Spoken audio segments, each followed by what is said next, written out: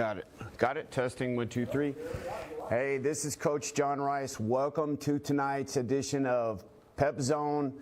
And we've got two great games tonight in round 2 of the CIF playoffs. First, we have Ramona hosting Palmdale. Ramona is a perennial power in the CIF playoffs, having advanced to the second round of the quarterfinals at least the last 4 years, and Coach Ken Mashinsky and his staff doing a fantastic job after their defeat last week of Saint-G.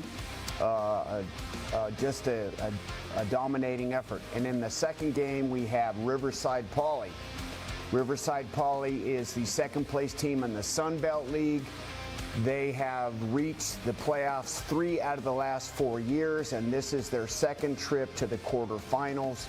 In the last 3 years, they had their opening round defeat of Esperanza with new coach Jerron Gilbert and his staff, and then 2 years ago, they defeated in the opening round an undefeated Baldwin Park squad and went to the quarterfinals and lost to eventual champion 2 years in a row of Northwood. So we have two great games for you tonight, along with several other Riverside schools and IE schools. And let's get to the brackets tonight before the kickoff. We're going to start out with Division 11. We have some games on tap for you.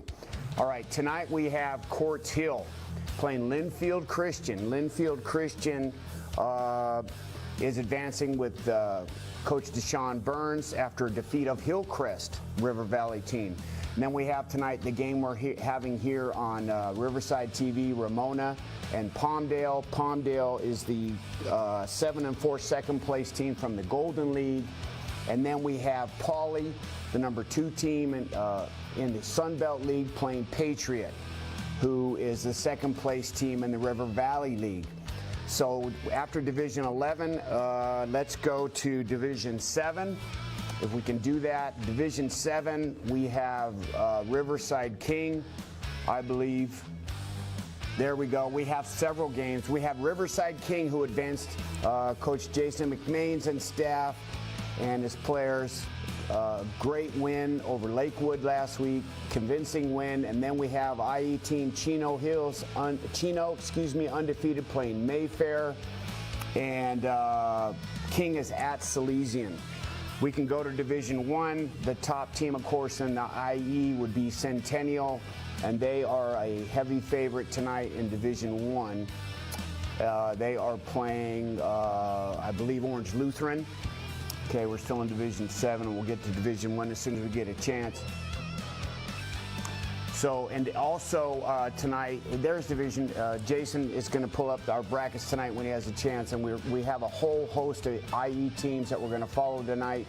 We're also going to fill time with CIF scores throughout the evening. So we'll go back to Division 1. Thank you, Jason. Then we have St. John Bosco, the number 1 team, hosting San Clemente. Centennial, the IE's top team, hosting Orange Lutheran, who are heavy favorites. And you have Sierra Canyon hosting Santa Margarita, and Mater Dei hosting J. Sarah. We can go to Division 2. There's a big game involving 2 IE teams and Riverside County. Murrieta Valley advanced and is playing Rancho Cucamonga, the number 1 seed in Division 2. Oaks Christian is playing Mission Viejo, Sarah at Los Alamitos, and then Servite. My friend Jason Gelber on that staff, want to wish him good luck against Long Beach Poly. In Division 3 tonight, we have 2 schools from the IE playing, and that will be Citrus Valley. Coach Kurt Bruick and his team playing San Juan Hills, the number 1 seed in Division 3. We also have Cajon playing St. Bonnie. So we have 2 teams from the IE, and the other 2 games are Oak Hills, Warren, and Villa Park, and Chaminade. We don't have any teams in Division 4, but Division 5 we do. We have a big game in Division 5, and that is San Jacinto hosts Orange Vista. Should be a great ball game with some offensive fireworks. And then Division 6, we have 2 IE teams and 1 Riverside team. We have Murrieta Mesa, won in the opening round, and they're in the quarterfinals against, they're at La Habra. And then we have Ontario Christian, the #1 seed, making the playoffs this year with a new head coach and staff, playing Huntington Beach. And if we've already gone, if we got Division 7 yet, we can pull that up. There we go, Division 7. We have King, Coach Jason McMains and staff, a big winner last week over Lakewood at Salesian. And then we have undefeated Chino IE team playing Mayfair. And then in Division 8, we do have an IE team, which is Jurupa Hills. Jurupa Hills has advanced, and they are playing, let's see, Charter Oak is playing IE team. My good friend Dominic Farrar and staff, and then they're playing Covina. They advanced to first round. And then we have Jurupa Hills in the IE over in Fontana hosting Elisa McGill. In Division 9, we do have an at-large team from the IE. Vista Del Lago has advanced to the quarterfinals, and they're playing Sonora. And we also have friend of the station, Billy Cardosi's Kaiser Cats, playing Los Osos, another IE team. If we have time, we can jump to Division 10, which is an all IE game with Hemet playing Elsinore. They're playing in Division 10 along with Xavier Prep and Kennedy, Beckman and West Covina and Torrance. And of course, Redlands, who has advanced and made a great finish to the season. So we do have 2 IE teams in Division 10. And then of course, Division 11, we talked about Poly and Patriot. Poly and Patriot is playing in Division 11, and we go, there we go. We have Quartz Hill playing Linfield Christian.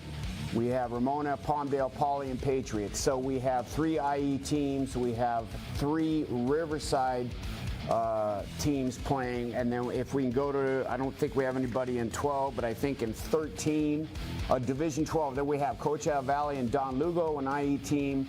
Western Christian of Upland playing Cerritos. And then, yes, we can't forget ACA. Pep Fernandez has ties to ACA, and they're playing Santa Fe. They've advanced, and I want to wish former coach and his son, the Overholt family, good luck tonight. And then if we go to 13 or 14, I think we have 13. We have A.B. Miller playing San Bernardino, and that is an old rivalry. And then Montclair is an IE team on the border playing, and then Baldwin Park playing Hot Springs, Los Amigos playing Walnut. And then Division 14, we do have Santa Rosa Academy of Menifee playing Artesia in Division 14. So we're just about ready, I think.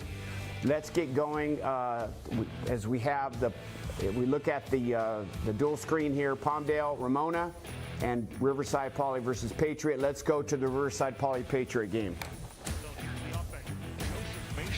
That's Joseph Mason at quarterback. Clifton Chalk, really a wide receiver, but he's a multi-dimensional guy, and the offensive line for Palmdale is quite formidable. There, actually, Daniel Alvarado is the center. They had to bump him out to guard because of some injuries. So a quick 3 and out. Nice job by the Palmdale defense, and now they'll try their hand at the offense. Mason with the shotgun snap. Here's the toss to Chalk. And Chalk up over the 10-yard line will bull forward very close to a first down. Gets all the way up to about the 14-yard line. Yeah, Chalk, a big back. A lot like we saw last week at San G. If I can see both, that would be awesome. Able to get the first down here of the ball game. Nice toss to the outside. And a good block, pinning a nice job on the pin block there. Clearing that space was Daniel Alvarado, the senior. 1st and 10, line the 15. So it'll be a little bit different experience, Jeff, than against San Gorgonio. A little more size up front for the Falcons of Palmdale. Option, Mason. And Mena makes the play. He'll knock him back for about a 5-yard loss. And how good has Lewis Mena been, Jeff? He's just a sophomore. The last 2 weeks, I mean, he has got those shoestring tackles a couple times. We saw last week he used just his shoulder to take a guy down. If Ramona can really capitalize on their fundamentals, as we see here, they are going to be formidable. The defense has been really stepping up for the Rams the last couple weeks for sure. Yeah, Mena, you got him for 2 more years if you're the Rams, and 2nd and 15. 4-man front for Ramona. All right, now we're taking a look there. We have Palmdale with the ball in the first quarter. They've moved it out to the 20-yard line with 9:58 left, and Riverside Poly's going to take over with their first possession against Patriot with 10:28. Let's go to Nick Rice and JR for the call. Make things happen offensively here for the Bears. Yeah, it was a real breakout game for him throwing the ball.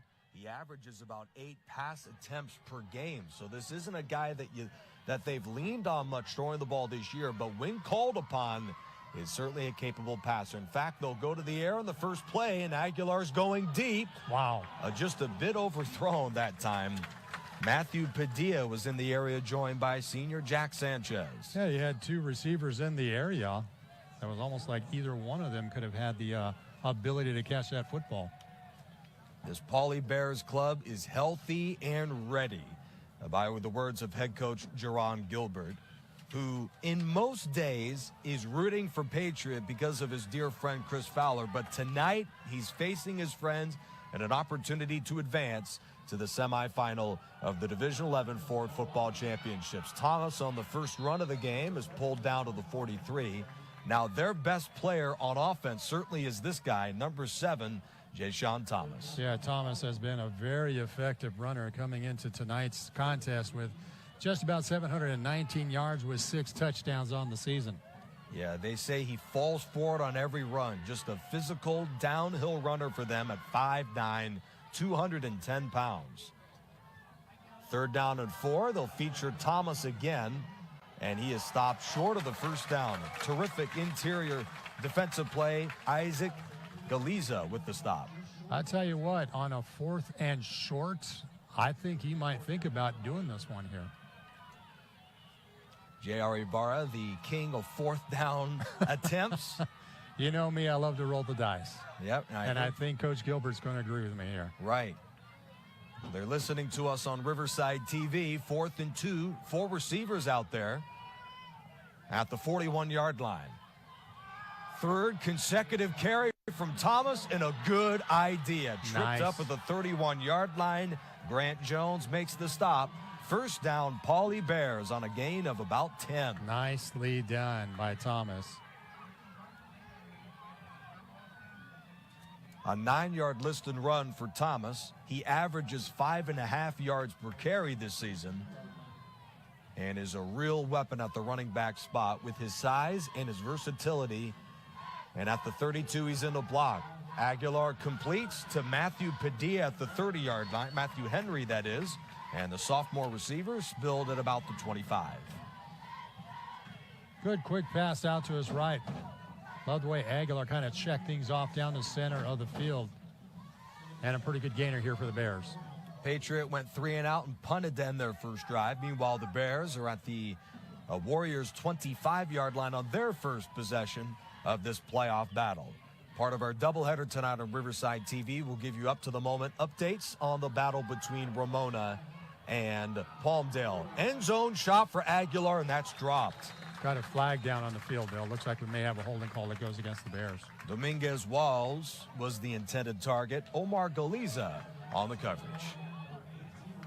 There was nice-looking blocking on the front line, but I guess it got a little too out of hand. Maybe a little too nice. Maybe a little too nice there with the first penalty of the night here for Pauley. All right, we're on our doubleheader. We have Ramona, who's just scored a touchdown. Let's see if we can get the highlight. Let's go to Gazal and Jeffrey for the call. With confidence and just aired it out, and it was a foot race. And we knew Jake Valenzuela is that guy who's been there all season long for the Rams. Big-time connection from the 2 big-time players from the Rams. And that's the funny thing. I kind of thought that was a broken play because normally Acosta's so good with his feet, but you're right. The extra drop gave Jake Valenzuela some extra time to get open, one-on-one coverage down the field. First completion of the game for 47 yards and the touchdown. And remember last week, Ramona was testing Sanji. They didn't connect right away early, and they finally figured it out. I mean, if you can get a home run here and there, just like this play, like I said, he knew exactly where he was going. So as we see Ramona score to take a lead early in the first quarter on a 46-yard pass. There's a nice replay on the left there. Beautiful throw. And Ramona up. Now we go down. We're going to go take a look at the Bears, who now are at the 30-yard line on their first possession on 3rd down and 9. Let's go to Nick Rice. You see a guy that efficient off a 3-step drop. Aguilar's hit as he throws. Jump ball into coverage, and it's a little over the head of Matthew Padilla. On the heels of a 4th down conversion from number 7, Jayshon Thomas, it looks like the Bears are feeling compelled to lean on the passing game. They must have seen something in the scouting report going into tonight, because this is a team similar to Patriot that is a run-heavy football team, but they've aired it out with Aguilar early. So even here on a 4th down, they're deep into Warriors territory, so why not? Let's give it a shot. The Bears field goal kicker has a long of 38 this year, Talon Samoski. From here, this would be 48. Maybe a little outside of the comfort zone for head coach Jaron Gilbert to settle for that. And with the crowd on its feet, looks like they're going to go for it. Blitz is coming from Patriot. Aguilar guns it. He's got Dominguez Walls, who makes a circus catch in front of 2 Warriors for the touchdown. Nicely done. Great execution by the Bears to send out Wales. Let's take another look at this one, Nick. You'll see 3 spread left, and they both kind of run a pattern crossing each other right there. Draws off the defense, and Wales right there in for the score. You couldn't have asked for better coverage out of Pablo Olvera and Omar Galiza. Samoski, who's been perfect on PATs, hits another 30 for 30 on the year for the senior Talon Samoski. 7-0. And as we see the Bears take the lead on a beautiful pass by Vic Aguilar to Josh Wales to take the lead. Bears now are kicking off, and on the left side we're seeing Palmdale trailing, and Ramona's taking the lead on their first possession, a long pass, and now we have Palmdale with the ball again with 8:59. Let's go to Gazal and Jeff Gorham for the call. For a touchdown, and he's just that double threat guy. And I was talking with Anthony Coleman, the head coach of Lawndale, before the game. We said, "You guys do a lot of RPO." He's like, "We do some, but we really want to spread the field and get the ball in the hands of our playmakers." A lot like Jeremy Acosta. 2nd down and 10. Mason the toss. That was a Ken Backdorf play. We had Ken Backdorf here earlier, but the running back slips down after about a 2-yard loss. I think that's James Linares. We have Can't a score. quite see the number, if that's 6 or if that's 5. We have an updated score as Poly takes the lead 7-0 in Division 11 football, the other end of the bracket of this one. Against Patriots. Chris Fowler and Jaron Gilbert matching wits out there at Rubidoux High. 3rd and 12 coming up for Palmdale. I'm kind of praying for a Poly Ramona final, even though I love Coach Fowler.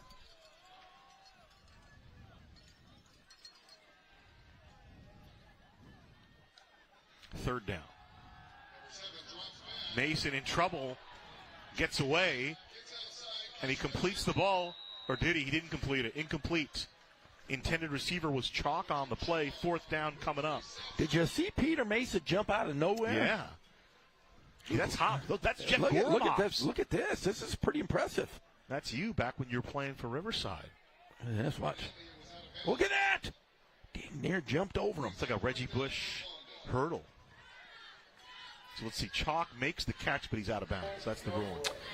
All right, as we see that Palmdale is about to punt, we have Patriot with the ball, trailing 7-0. Let's go to Nick Rice and JR for the call. Pauly and Palmdale. So Pauly and Patriot, my mistake. 4770 in his career for Miramontes, with a total of 63 touchdowns and just 14 turnovers. So he's not just a threat running and throwing, but he also does a good job of avoiding the big mistake. Excellent numbers throughout his career here. And he has dramatically developed as a quarterback, too, and as a football player. He used his offseason to train his running abilities by joining the track and field team at Patriot. And during the season, he's in rigorous passing camps to develop his arm throughout the course of the year. Felix, off left tackle, dives to the 49-yard line where Renteria makes another stop, already his third of the ball game.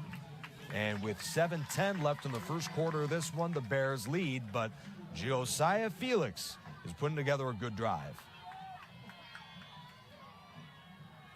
6'2" back. There's a look at him, number 4, Josiah Felix. One of the premier runners in all of California. Third down at about 3. Miramontes on a direct run. The quarterback with one to beat is taken down by Luna. A touchdown saving tackle for Jeremiah Luna. Design run, which he's really good at doing, as we'll see another look at this one here. This is very typical of what he's done throughout the season. Completely designed to call his number, and he picks up a good first down carriage here. And this is not a simplistic running game for Chris Fowler in this offense. They read the defense as much as they would in a passing situation, whereas they quote-unquote pigeon on the defense, the guy that they can look at and attack. On first down, it looks like they found him. Here's Miramontes again. Foot race to the end zone, wrapped up by Alums on a 32-yard scramble for the quarterback. Wow, good play call here by the Warriors. They kind of go to the same play scheme here. This time, Miramontes going through the middle of the portion of the field, come up with another huge first down. 257 running yards per game for this offense, largely led by Felix and Miramontes. The quarterback with already a couple of key first down runs, setting up first and goal at the 8-yard line. Looks like we might have movement going against the Warriors.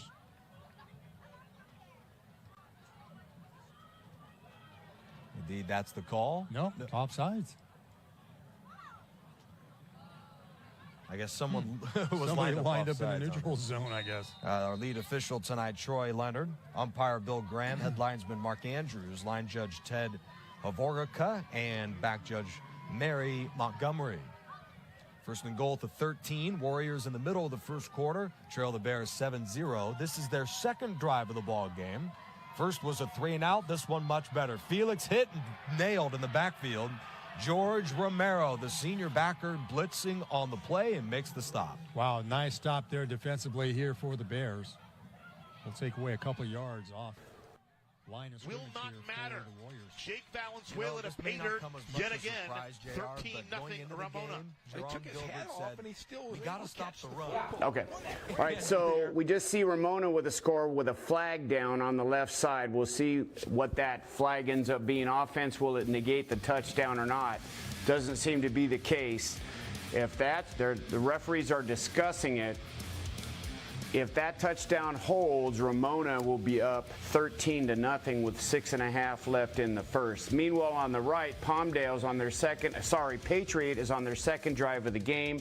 That's another whistle and another flag. So the touchdown on the left is called. The penalty was on the defense and declined. Let's go real quickly to the left to see if we can get a replay on the Ramona touchdown. Just following that same formula from last week. A little bit of Tolbert, a little bit of Valenzuela. And I think that game against Norte Vista, when Norte Vista shut down Jake Valenzuela, they've really, the last 2 weeks, have made a concerted effort to get the ball in his hands early. Okay, so while they're talking on the left, let's take a look at Patriot replay. Just a wheel route, great completion, great touch on the ball. A great catch, and that puts Patriot in position to tie the game. Let's take a look and see if they can do that.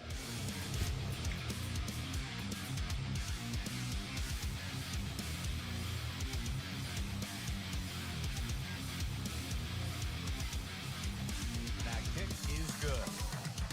A terrific response, and with 4:24 left in the first quarter out of Rubidoux High School in Riverside, after the Bears' lengthy touchdown drive, The Warriors answer right back So with a Coach haymaker Mashinsky from goes on the Josiah field, makes his point. The touchdown stands. Ramona is going in a position to take a 14-0 lead here after the penalty is upheld on Palmdale. And there we go. We have a 14-0 lead. Ramona's off to a great start on offense. Their defense is stingy. It's 14-0. Here's a replay right here. Fake to the left, step up, and a great throw. Great catch. Fantastic job by Ramona. Their offense is on fire. 14 points here in the first quarter in only half of a quarter. So Ramona's on fire here on the left against Palmdale. Let's go over to the right and see about the Riverside Poly Patriot game when Nick Rice is on the call with JR. Start return. Number 24, Freddie Madrid makes the Patriots stop. A good run back, setting up the Bears with a short field just as they did on their touchdown drive one possession ago. Yeah, this is very helpful here for the Bears to get lined up just past the line, midfield, to start off this second series of downs here. This is part of our Riverside TV doubleheader tonight. The other one also a Division 11 Ford Football Championship playoff game featuring Ramona and Palmdale. We'll give you up-to-the-moment updates, of course. And our first of the night from Ramona High School, the Rams lead Palmdale 14-0. Wow. The Rams, of course, on the heels of a 70-burger they delivered last week in their playoff opener. To begin the drive, Aguilar was nearly picked off. Jade Lutke covering Matthew Henry on that play. There's a look at the DB, the junior with his first deflection of the ball game tonight. Henry on a crossing pattern. The pass was just out of his reach. And that'll fall incomplete, brings it to second down. On the heels of a beautiful 30-yard touchdown pass to Joshua Dominguez-Wells.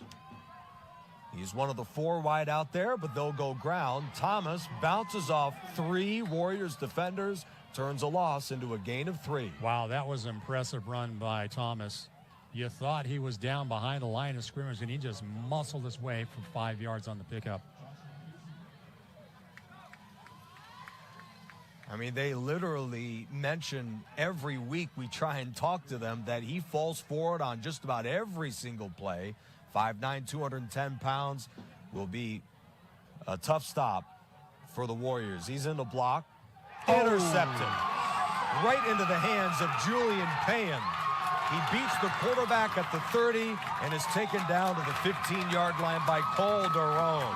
Wow, that was a great defensive play here by the Warriors to come up with a pick. Taking a second look at this one. Aguilar looking out to his left and stepping right in front of it. Was Julian Payan. Just the second interception thrown all year by the Bear quarterback. Wow, Payan really timed that perfectly, and this puts exceptional.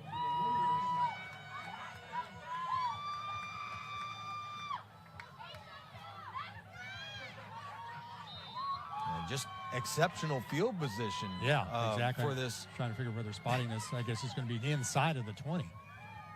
Right. Incredible return on the interception from Julian Payan. His third pick of the year. Crowd on its feet and a biggest play of the day for that defense. Miramontes is dragged down at the 13-yard line. This is an area where the Bears are rarely in. They win the turnover battle in nearly every game since their winning streak began a month ago. But here they are faced with a tough blow on the pick from Payan. Miramontes already have 4 carries on the night, so they're going to him pretty steadily in this offensive scheme here. And who could blame him? Miramontes is averaging 6.5 yards a run this year, and a little more than that in the ball game tonight. Under 3 to go, tied at 7. Warriors on the interception, second play of the drive, and they'll run it. Felix to the 15, and he slashes to the 10, where Eduardo Martinez makes the stop. Keaton Stokely there as well. He's been in and out of that lineup at defensive line this year for the Poly Bears. Mental errors was part of the struggles to begin the season for the Bears. They started the year 1-6. Very few could have imagined that they'd be in the quarterfinals against a good Patriot club after their 1-6 start. But they have shocked some of the best teams in the league and ran the table, winning 3 in a row to make the postseason. Knocked out Esperanza. Is a good one tonight against the Warriors. Miramontes is hammered for a loss. Huge hit from linebacker George Romero, who's having himself quite a quarter. Nice stop here defensively by the Bears. Romero penetrating. Look, he had 2 blockers on. In fact, one was really kind of holding on to him, to be honest with you. Well, no call. And a huge hit to stop Patriot in the red zone. What a play. Freddie Madrid out of the hold of Nathan Villanueva. The junior kicker has yet to miss this season, 7 for 7, off of the upright, and of course, broadcaster's jinx, his first miss of the year, JR. Wow, it was kind of all right, as Patriot misses the field goal, that's a tie game at 7 with 1:22 left. We have Ramona is on fire. They're being temporarily stopped because they don't have the ball. They're up 14-0. They laid 70 last week in their opening round game. There's a short, old-style stack-eye play on the left for a big gain. So let's go to some scores while we have a little slowdown. Centennial in Division I is up 14-0 on Orange Lutheran in the first. And then at the end of the first quarter, we have Rancho Cucamonga over Murrieta Valley, and that's a big game with 2 IE schools. We have Oak Hills and Warren tied at 7. Chaminade over Villa Park 7-0. We have Servite and Long Beach Poly scoreless. Western over Apple Valley 7-6 in the first. No score for St. John Bosco, number 1 in the nation, and San Clemente trying to pull the big upset. We have Baldwin Park, Dana Hills, I believe 7-7. King, Riverside, Martin Luther King 0-0 with Salesian in Division 7. We have Elsinore and Hemet. We do not have a score yet. Let's take a look at Creon Lutheran and Simi Valley. Simi Valley up 7-0 in the first. We have, let's see, Culver City up 3-0. Let's see, Newbury Park 7-0 first quarter over Foothill. Torrance and Redlands. Redlands, big finish in the season, a big push to get in the quarterfinals. They are tied 7-7 with Torrance. We have Lucerne over Trabuco Hills 7-0. Chino undefeated, tied with Mayfair 7-7. Rupa Hills, very tough team, very tough quarterback. Is Rupa Hills up 7-0. End of the first quarter. Again, we have Patriot and Pauley going into the second quarter.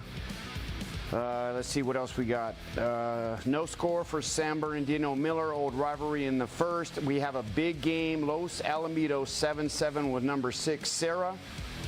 Los Osos of the IE and Kaiser. Murrieta Mesa up 7-0. Cajon and St. Bonnie, we don't have a score yet. Corona Del Mar and Santa Barbara scoreless. California School for the Deaf in progress. We don't have a score with them. Of course, then we have Ramona up 14-0, 3:35 in the first. As you see on the double screen there, Pauley and Patriot tied 7-7. We just had a 3rd and 12 and an incomplete pass, so Ramona will get the ball back with less than about 3 minutes left, see if they can increase their score. We'll go to some more scores.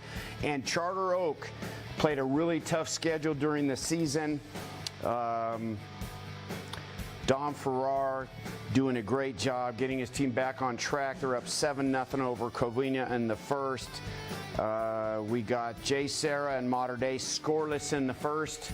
J. Sarah trying to make a big upset. We have Orange over Rio Hondo Prep 7-0. Sierra Canyon, the number 3 team in Division 1 over Santa Margarita, the 10 seed. They're up 7-0. Oaks Christian and Mission Viejo No score, Thousand Oaks over Bonita, 6-0. And then we have Orange Vista, big score. A little bit surprising. Orange Vista up 14-0 over San Jacinto in the first quarter, and that is a huge game. So let's go back. Well, we have a transition on the Palmdale-Ramona game. Let's go to the Riverside Poly-Patriot game and Nick Rice and JR as Patriot takes the ball, tied 7-7. 38-yard long turn from the field goal. Do-it-all special teams player for Jerron Gilbert. Bootleg for Miramontes. Pumps and throws. He's got a wide open Devin Lehman. And he is hammered inside of the 40-yard line. Jeremiah Luna, one of the best defenders in the state, with the tackle for Pauley. Nicely done. He was all wide by himself to pick up that first down. Jeremiah Luna, the linebacker there on that tackle, 162 tackles now for him this year. That's 4th best in the state. JR, I've gotten some slack. I quadruple checked. It is 4th in the state. Only 3 guys with more tackles than him. Incredible year for Luna as the leader of this defense. Felix on the direct snap, and he goes nowhere. Stuffed by Keaton Stokely. It's like a loss of about 2 on the carry. So we do have a battle of 2 powers tonight. Pauley does a great job of stopping the run, and that is the area of concern for that defense going into tonight against such a loaded running back room and a great overall. Okay, so we have Ramona making a big run, and there's a flag down as they're trying to increase their lead. They're up 14-0. Their big 15-yard penalty, 2:55 less than the quarter.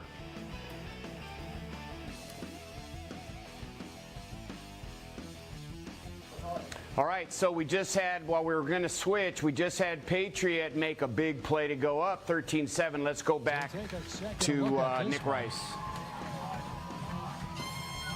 They say he's the fastest player on the team, and they would have had to drag him out of the game tonight. He's been battling upper arm injuries throughout the course of this year, but he reels in the touchdown on his first target of the ball game. Wow. Obviously a blown assignment defensively here by the Bears, and just like that, they are going to trail by 7. Okay. All right, so Patriot scores to go up 14-7. Start of the second quarter, 10 minutes left, and then Ramona's on the move trying to increase their lead. Let's go to Gazal and Jeff Gorham for the call. 1st and 10 from the 39. Acosta looking for it all. It's going to be intercepted. Inside the 5-yard line, Javid Thompson makes the play, and it's going to be a turnover. So Thompson,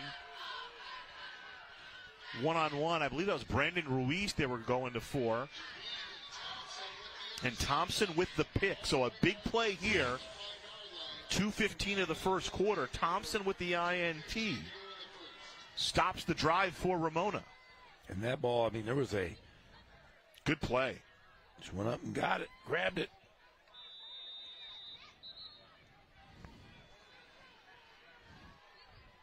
Zason Walker also nearby. He's just a freshman for Palmdale. 2 freshmen are in the regular rotation. All right, as we get Palmdale with a big interception to stymie Ramona, we have the Bears with a possession here and the game tied up.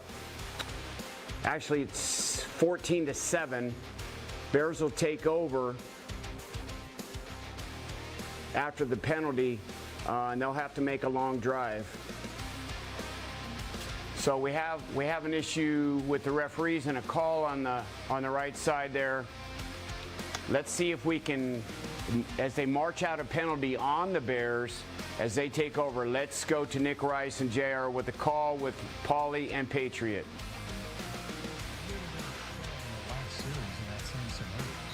Yeah, Pauley on the heels of a 3-and-out offensively.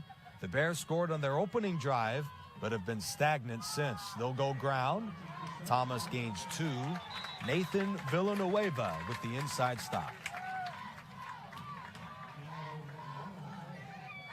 This is the first meeting between these two schools since September 18th, 2009. Wow. Yeah, 13 Really? years despite them being about 5 miles away from each other.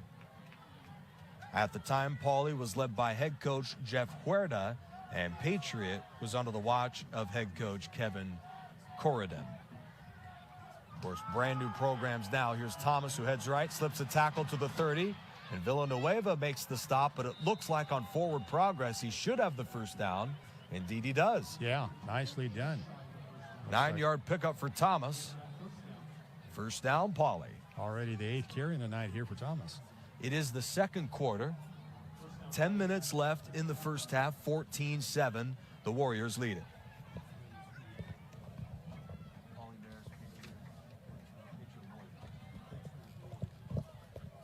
Third play of the drive. Bears at the 35-yard line. Nick Rice, J.R. Ibarra, CIF Southern Section 4 Football Championships.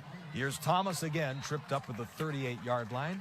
An outstanding open field stop by Joshua Pearson. Not too often, Thomas is taken down on first contact. Yeah, almost a shoestring kind of tackle to bring him down. He is a big target. Yeah, his 90th tackle of the year. Joshua Pearson. They're going heavy on the ground, JR, and while it doesn't look pretty, I mean, it's working. They may as well keep going with it. Yeah, it's churning up the turf, and it's eating up the clock as well, as keeps it running here at 9:08. He's such a big guy, even though it is turf, you're right. It is certainly churning. In fact, Thomas lost the ball and is picked up at the 45-yard line by Solano. Jayshon Thomas, just his third fumble of the year. Wow, it got ripped right out of his hands. He'll take another look at this one. He was close to getting the first down, and right there it gets popped out of his hands. And The Warriors forced come up fumble with a from rock. Pablo Olvera, his first of the season. For Pauley, I'm sure they were saying, okay, we can't lose the penalty battle. We can't throw interceptions and lose fumbles. We absolutely can't do all three, and that's exactly what the Bears have sustained in the first 15 minutes tonight. Credit Isaac Galiza with coming up with a rock here, and now the Warriors with really good position at the 45. Design run, Miramontes hit by Luna and taken down on a gain of 2. You're going to see him a lot tonight. Number 6, Jeremiah Luna, 161 tackles in 11 games coming in, 4th best in the state.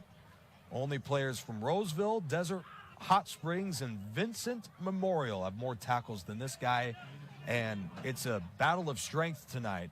Luna against Felix, and the winner most likely will advance to the semifinals. Still looking at a 14-0 lead by Ramona over Palmdale with 2 minutes left in the first quarter. Ken Mushinski has that team rolling at the best time of the year. They were an at-large team. Penalty on Patriot here to back them up 5. Looks like somebody in the neutral zone. That's the second time tonight that they've done that. Just over 8 minutes left in the half. Warriors lead at 14-7. In fact, here we are. Let's check out some scores quickly across the league. Important out of the Inland Empire. Cantwell Sacred Heart of Mary is playing Westminster right now. No update there. Quartz Hill leading 10-0 at home against Linfield Christian in an important game out of the Division 11 postseason. Second and long, and Miramontes has that pass off of the shoulder pads of Luna. Incomplete. Number 9, Devin Lehman, the intended target. Almost looked like there was one of the Bears to jump off sides, but no flag was thrown. Division I football, Centennial leads Orange Lutheran 21-0 in the first half of that ball game. Rancho Cucamonga at home in front of the Nighthawks of Murrieta Valley, 14-13. That's just like 5 minutes from my house. Oh, I could have walked to that game. You know, Yorba Linda can't be too far away either. They're up 6-0 on Loyola, close to here anyway. That ball game in the second quarter. We'll give you complete updates coming up at the half. Make sure to join us on Riverside TV, the halftime report from Rubidoux High School in Riverside. Nick Rice, J.R. Ibarra, Warriors of Patriot lead the Pauley Bears 14-7. Crowd on its feet, early movement again. Let's see. Yep, offsides on the Bears this one. Third and 7 coming up for Patriot with under 8 left in the first half. The Warriors, Isaiah Miramontes, have capped off the team's last 2 drives with touchdown passes. 11 yards to Josiah Felix to tie the ball game, and a deep ball to Diego Ramos to take the lead. But for the first time tonight, Miramontes is sacked. Keaton Stokely and Eduardo Martinez combined for the huge defensive play. Wow, very effective penetration by the defense here for Pauley. There's about 5 Bears. Yeah, there was a whole squadron of them to get into the backfield. A terrific response for the Bears defense following the Jayshon Thomas turnover. In fact, they forced the Warriors to lose 5 on the 3-and-out. Felix gets rid of a clunker. I mean, this won't go far at all. Wow, in fact, it bounces backwards. That is a 2-yard punt for Felix. Yikes. This gives up an golden opportunity here for the Bears, as they'll have some pretty decent field position. So the Bears have been flagged 4 times tonight. They've committed 2 turnovers, yet they can tie the ball game on this drive. Still got 7 minutes to play with here in the first half. I mean, you couldn't have asked for a more mistake-filled half for the Pauley Bears, and credit to the resolve of the defense and the guys on this roster for bouncing back and keeping this thing a game. Well, you know, they turned a corner. I know we were at that game against Vista Del Lago, and they looked very impressive then, and even Coach Gilbert commented that that was a very key win for them here in the season. Yeah, to just gain the confidence that they need to win in a game like this with so many twists and turns. Here's Thomas with the first down, and he gallops to the Warriors' 33. A 19-yard burst for one of the most physical runners in the league. First down, Bears. Really makes up for that fumble on the last series of downs, and you see what a great runner he is. Still kind of cradling that football a little precariously. Good luck stopping that guy. 5'9", 210 pounds. In your heyday, JR, you'd tackle him no problem. Yeah. Gary Barr, former all-star football player in high school. Flag on the play. Quarterback Victor Aguilar takes a big shot. Angel Lizarraga with the stop. Wow, looks like we got another holding call going against the Bears on this one. Now their 5th flag of the game.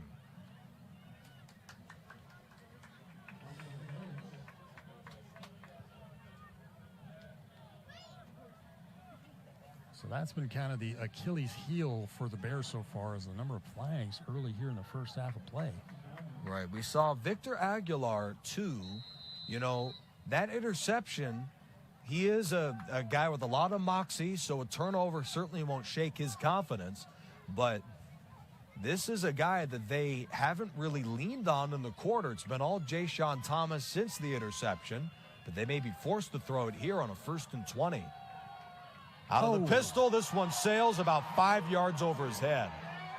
And he falls on it at the 34-yard line. Very smart. That was really a strange. It was almost as if Aguilar was not even expecting it. All right, as we see a bad snap and Pauley able to hold on to the ball, we're looking at Ramona's defense just dominating again. They're holding Palmdale, who's averaging 25.5 yards a game, and this is the deepest penetration they've had all night. So let's go to Ramona and Gasol and George. Sorry, Jeff is going to get me for that tonight. So let's go to Jeff and Gasol. They pitched into the boundary. The DN went inside, and they did a great job with the receivers of sealing it. So obviously they got to do something to stop that. That's right now their best play. Yeah, running to the side of Marciano Salazar, and then as Ken mentioned, the receivers blocking downfield as well for the Falcons. So clock moving here as the ball will be snapped. First down and 10 from the Ramona 36. Here's Cacao in motion. Here comes the jailbreak. Mason trying to get away, and down he goes. Mesa with the pressure. There wasn't any contact, but in trying to get away, Mason lost his balance. A huge loss back all the way to the 43-yard line of Palmdale. It's a 21-yard loss. I'm going to give you credit for you. We talked about how fast you could figure out the numbers. I was just coming up with the same numbers, about a 20-yard loss, and you did it well. But, I understand he's trying to make something happen, but you just can't do this. You have a good drive going. He slips, and, now he's they're in deep water. Ramona can play off. They can send some pressure if they want. I haven't seen much of a screen package out of Palmdale. So Ramona's great at it, so I'm sure their kids are well versed at it. But watch Ramona come after him now. Second and very long. They need to get to the Ramona 26 for a first down. And here's that screen you were talking about, Ken, right to Chalk and the ball on the turf. Ramona says they have it, but the line judge saying, no, that is just an incomplete pass, will bring up third down. I feel like I'm pretty smart when I'm calling plays like that, short side toss, the screen pass. One thing about Ramona is one of the best screen teams in our league by far. Mm-hmm. In fact, they are the best. And if you're good at it, you know how to defend it. And you can see it right there. Look at all the guys there for the screen. If you were playing us, you'd see 8 guys on the quarterback and nobody on that guy. Third and 29. So Cacao in the near slot. Split out to the far side, Cisneros. Those are the two playmakers, and now Chalk shifts. Big third down play coming up. Here's the pressure, and the ball's loose. Picked up, making the play. That's Tevin Mesa, and the big hit coming from Angel Torres. So it'll stay with Palmdale, but it'll be a fourth down, and they averted disaster. That very easily could have been a scoop and score. Absolutely. I thought it was at first. Again, here comes the pass rush. They know it's third and forever. They're sending There's guys. Torres. And Torres makes the play. Great play by Torres. He did a great job pushing upfield, seeing the pass. The quarterback go underneath him, gets back underneath. Great job on the pass rush. I'm glad he's a senior. Here's the punt coming up from the 29-yard, or from the 40-yard line. It's 4th and 29. Royce Mendoza will field the punt for Ramona. Rams lead at 14-0. We're under 8 minutes to play here in the second quarter. And again, another short hop on the snap. And not a long kick, but it'll take a favorable Ramona bounce down at the 35-yard line. So a 25-yard kick, no return, and good field position to start for the Rams of Ramona. They already lead this one 14-0. Okay, as we have a break here in the action, natural break, let's do some scores looking around the CIF quarterfinals. Tonight, we have a tie game between a really big game. Murrieta Valley has tied it up versus Rancho Cucamonga. Let's go to see if we can find some IE teams here. Apple Valley is up in the desert, down 14-6 to Western. We do have a surprise in Division I. We have San Clemente up 10-0 over St. John Bosco, 10-0 in the second quarter. That's a big one. We have King up, Division 7, 3-0 over Salesian. Elsinore and Hemet, we still don't have a score. We also have Redlands down 14-7 to Torrance. Another score involving Inland team. Undefeated Chino is down 14-7. Harupa Hills up 7-3 against Aliso Niguel. We also have Citrus Valley tied versus the number 1 seed, San Juan Hills 7-7. Which must be a great game. And then we have another surprise. We have Serra up over Los Alamitos, 17-7 Division 2. And we have Los Osos up 14-7 over Kaiser. Let's go back over to Palmdale Ramona, where Ramona's on the move again. I don't want to jinx it and see a blowout, but kind of what I foresee right now. And you get to see Sincere Tolbert another year, Ken. Yeah, thanks. They'll give you a chance to kind of do some strategy here. You tackle him, don't let him get going. All comes down to the fundamentals. Tolbert right up the gut. Tolbert dancing to the second level, and he'll be ridden down inside the 20-yard line to about the 19. Another 19-yard pickup there for Sincere Tolbert. Great run by Tolbert, but you got to give it to the offensive line guys. I like the fat guys. I fit right in with them. And if you watch it, nobody touches Tolbert for 10 yards. Just great job of providing great running lanes. Big boys up front, Aaron Diaz, Joel Nunez, Ian Stevens, Richard Mora, Nadal Salmon have been doing the job. The last 2 weeks, big time. You know what? I love that the receivers got involved on the downfield blocking. Acosta complete to Mendoza. That's inside the 15 to about the 12-yard line. 7-yard pickup. Just got the ball out of the hands real quick. he is probably the most underrated quarterback around. He runs well. He throws well. But you guys did a good job keeping him in the pocket, though. We tried to. We did okay, but he still ran for a touchdown against us. He did. That's true. Because we wanted him to run inside, and he did. We didn't expect it. He ran like about a 30-yard run for it against us. 2nd and 3 from the 12. Little misdirection. Here's Tolbert for the first down. Crashing down, still on his feet. Inside the 5-yard line to the 3. Great job on the counter. If you watch it again, I'm not sure if they'll show it to you. Watch the blocking by the guys up front. I mean, I know they stopped it, but when you get this close to the goal line, see that guard kicks out, tackle leads up. Absolutely perfect. Joel Nunez with the big block there. 1st and goal from the 3 for Ramona. Tolbert to pay dirt. Touchdown, Ramona. What a drive. That was a great drive. I kind of said it, running the ball and throwing a short pass, and they're not stopping either one of those. All they're doing is stopping the long ball by Ramona. And Ken Mashinsky's too good of a coach. He will take this apart. I don't mean to badmouth Palmdale, but they're in for a long bus ride. The defense of the Rams plays around the turnover, and then the offense, as Ken just told you, takes care of it. And another PAT, and Jose Martinez is perfect yet again. Okay, as we see Ramona score, they're up 21-0. Defense completely dominating again. Great job by Coach Mashinsky's staff. And on the defensive side, scoreless against a team averaging 25.5 points a game. Palmdale has not been able to get anything on track. We have 2:25 left with Patriot on the move. Let's go to Nick Rice for the call. For the moment, that is a 29-yard run. Yeah, it's coming back, though. It will be a holding call against the Warriors. Unfortunately, what a great way that he was able to get out of the pocket with no receivers downfield. Pocket collapses. You see the flag almost immediately. Yeah, must have seen Arthur Mejia, who was the right tackle on that play, hold just a little bit. And I got to be honest, JR, not very egregious, but there was something there.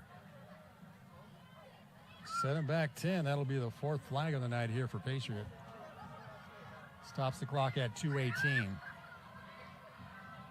Now both clubs a very similar story, rolling on the ground game, and then crucial holding penalties have forced them to throw the ball, and that's been an area of concern for both tonight.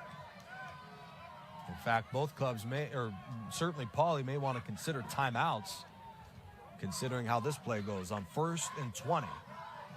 Felix gets a block, hurdles a man, and is nailed at the 49-yard line by Johnson. A pickup of 7. So the Bears will not use a timeout. That is an interesting decision. I believe they have 2 left. So Pauley is going to let this thing wind. If they make the stop, they could get the ball back, but precious seconds are ticking away. Of course, the Warriors would love to be the last team to touch the ball here. Miramontes, you can see him kind of grimacing right now. Yeah. He does not look okay. Miramontes will throw it. Fires downfield, a bit behind his intended target. A critical incompletion as it stops the clock with 1:29 left in the half. Yeah, you can see Miramontes. He's actually down, kind of squatting right now. Not sure if he's just tired or if there's something he's having to deal with physically. I mean, he looked fine on that 29-yard run that got called back. And they cannot do. They certainly cannot look the same without him in this offense.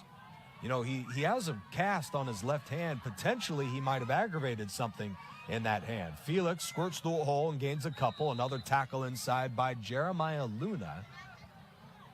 And we have 4th down. The Bears, I'd say they'd be much better off calling a timeout. Yeah. And finally they do. I think they do. With 1:17 to play in the first half. Smart move. And also you got to kind of wonder, what is the move here by the Warriors? Are they going to go for this or boot it away?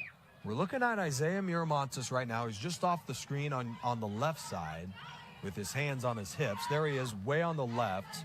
I mean, he did not look good through big portions of the drive. He was holding on to his, his midsection. He was grimacing with his hand.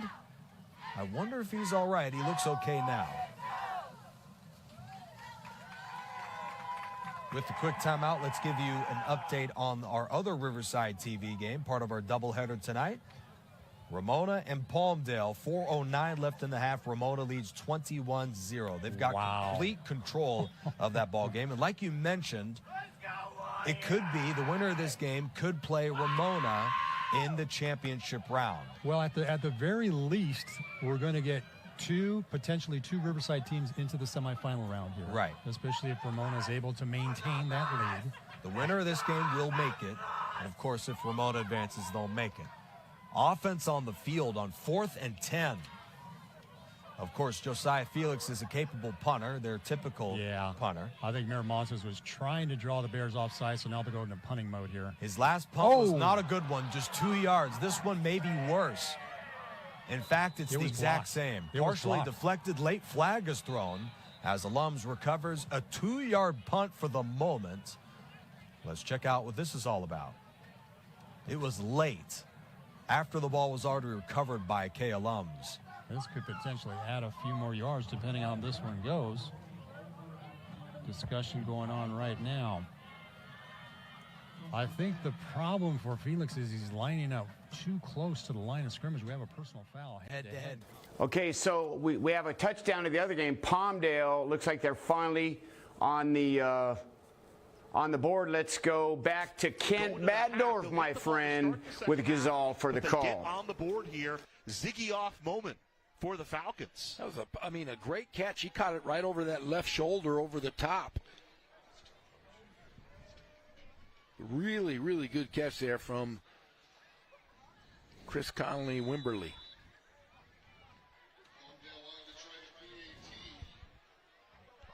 It's a little life back in the Falcons. Brandon Valdivia for the PAT. Snap back, hold down, kick up, and it's 21-7. And that's a huge touchdown, Jeff. All right, so we got Palmdale on the board. Look at that return. Great return on the left there. They're on the board. Let's go. Pauley is making a drive with a minute left in the half. They're down 14-7. They haven't done anything since the first drive. Let's go to Nick Rice for the call. Got a shot to tie it just 40 yards away. Here's Aguilar going for it all on the first play of the drive. Whoa. And it's caught for a touchdown. Wow. Majay Allen on the first play of the drive. 40 yards for the Bears. Man, that is his first catch of the night, and it comes at a great time to put 6 onto the scoreboard. Let's take another look at this one, Nick. Majay Allen with his first touchdown grab, JR, of the entire season.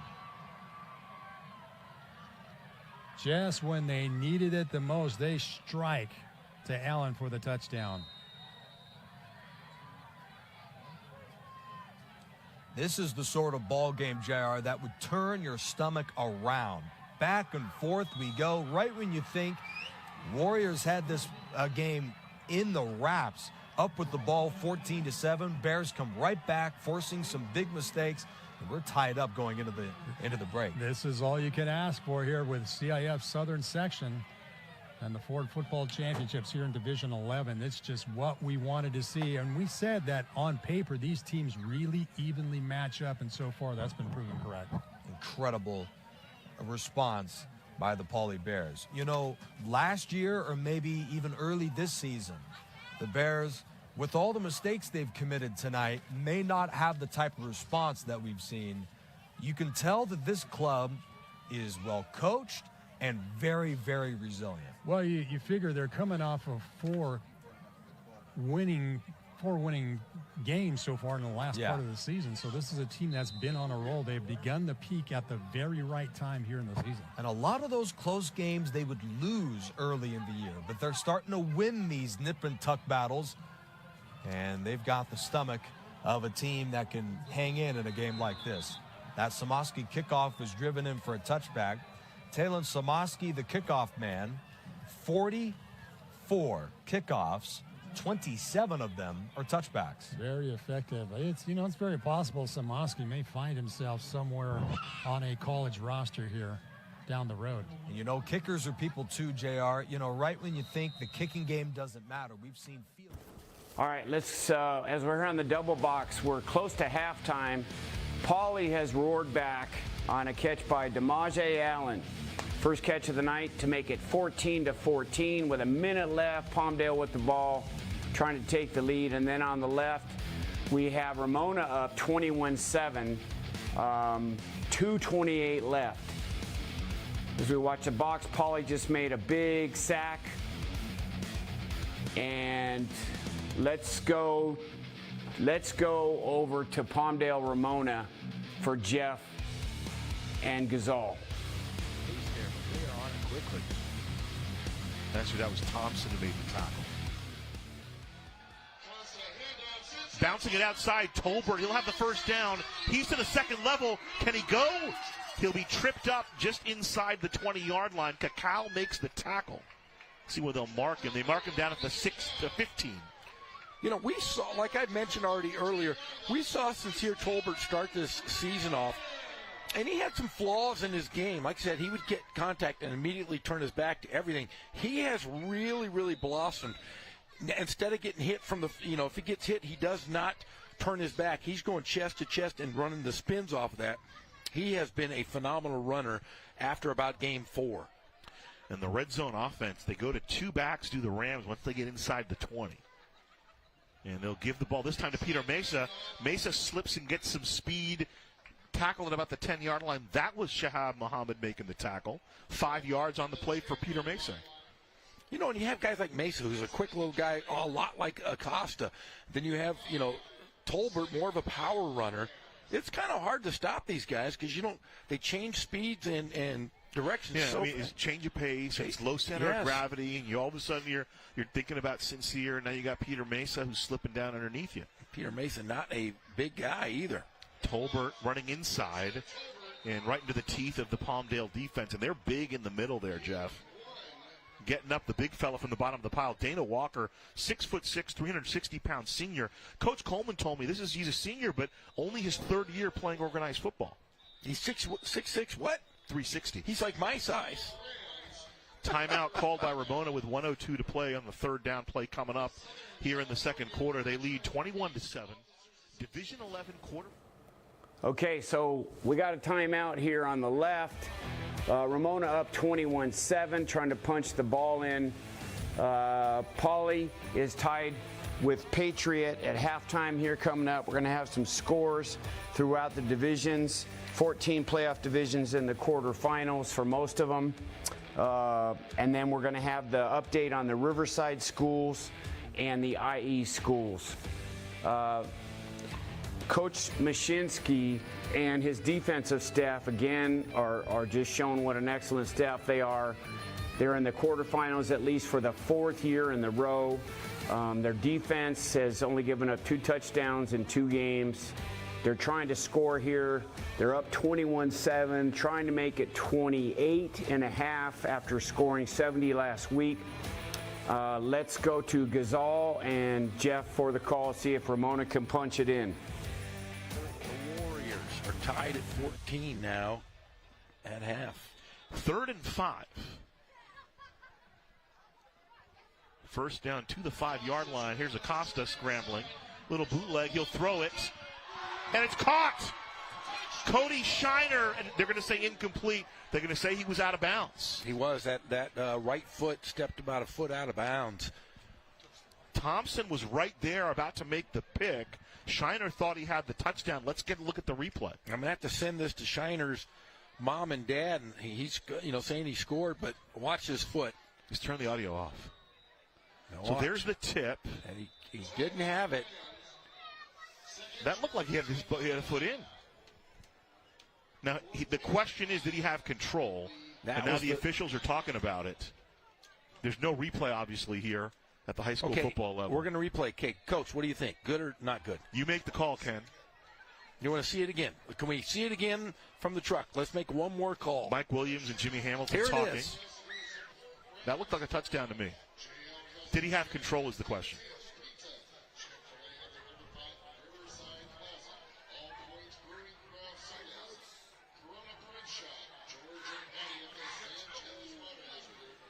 I don't think that's a touchdown. It's close, but I don't think so. Did not have control when he got the second foot down. Well, here we go, Jeff. Here's your new best friend, Jose Martinez. He's made 13 kicks in a row? Actually, 14 straight, because we had him in Week 10 against Novi. This is a field goal, though. It's a little bit different. Oh, did he do it? Yes! 27-yard field goal, and it makes it a 24-7 lead for Ramona with 46 seconds to play in the second quarter. So they do get points out of it. Ramirez with the 27-yard field goal. Another look at the drive. Good run there by Acosta here. So we got Coach Batdorf. What's the main thing? How do you defend the boot, Coach? Do you have a guy assigned to the quarterback, or is it just an assignment based on where he is on the field?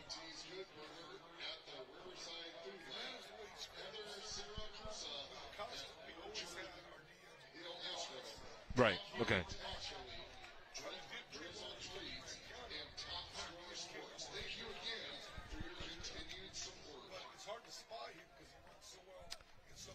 So, the question is, do you spy him? No, you don't. You make it an assignment because it's hard to spy him because of how well he runs, is what Coach Batdorf was explaining.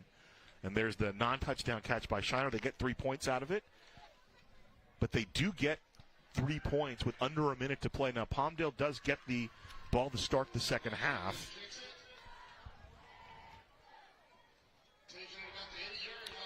Here's Robinson. He had a big return last time. Will not happen this time. Over the 20 to about the 22-yard line. 39 and 6/10 of a second to play. 2 timeouts left for Palmdale. So let's see what they can do here. Can they put themselves in position potentially maybe to get a field goal? And you feel a little bit better being down 2 scores? Plenty of football left. 24-7. The Rams, the at-large entry out of the River Valley League, against the Falcons, who finished in a 3-way tie for first place in the Golden League, which has been a very good league historically. Highland, we talked about. Quartz Hill obviously has had a great run the last few years in the CIF Southern Section Ford Football Championships. From the 22, it's a 1st and 10. Cacao in motion. Mason back to throw. Mason looking for it all. He's got a man downfield. Conley Wimberly intercepted by Mendoza. Mendoza's got a lot of room. Here goes Royce Mendoza. Royce rolling to the end zone. Touchdown. 53-yard pick 6 for Royce Mendoza. No laundry to be seen. Touchdown, Ramona.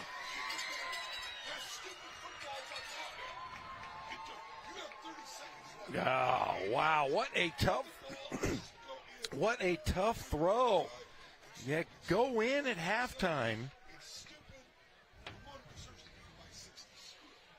Our guy Ken Batdorf.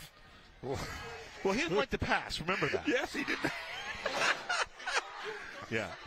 Yeah, you don't throw the football there. You just got to get it out of the half. Not give up any points. Nice play, though. By Royce. To me, that was Royce Mendoza making a play. That was a big-time play. I literally was thinking, that's a touchdown as soon as he caught it. There's nobody on that side of the field. Another PAT, and we're going to look at it here. But here's one thing Ramona does well. Watch, after the interception, they turn and they become blockers. Watch this. Perfect football. They turn, he finds a man. Each player found a person or a player to block. What a great effort. I thought that was phenomenal by Ramona. 56-yard interception return. Pick 6s in back-to-back weeks for the senior Royce Mendoza, and it's a 31-7 lead. So 2 touchdowns, 23 seconds apart for Ramona.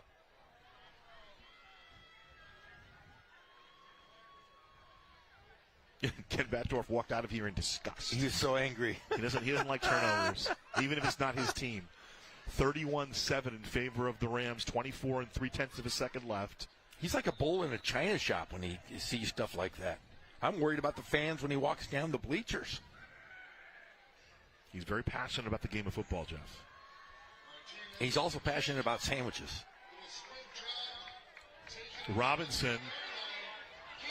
And so that's a live ball. down inside the 8-yard line with 19 seconds to play.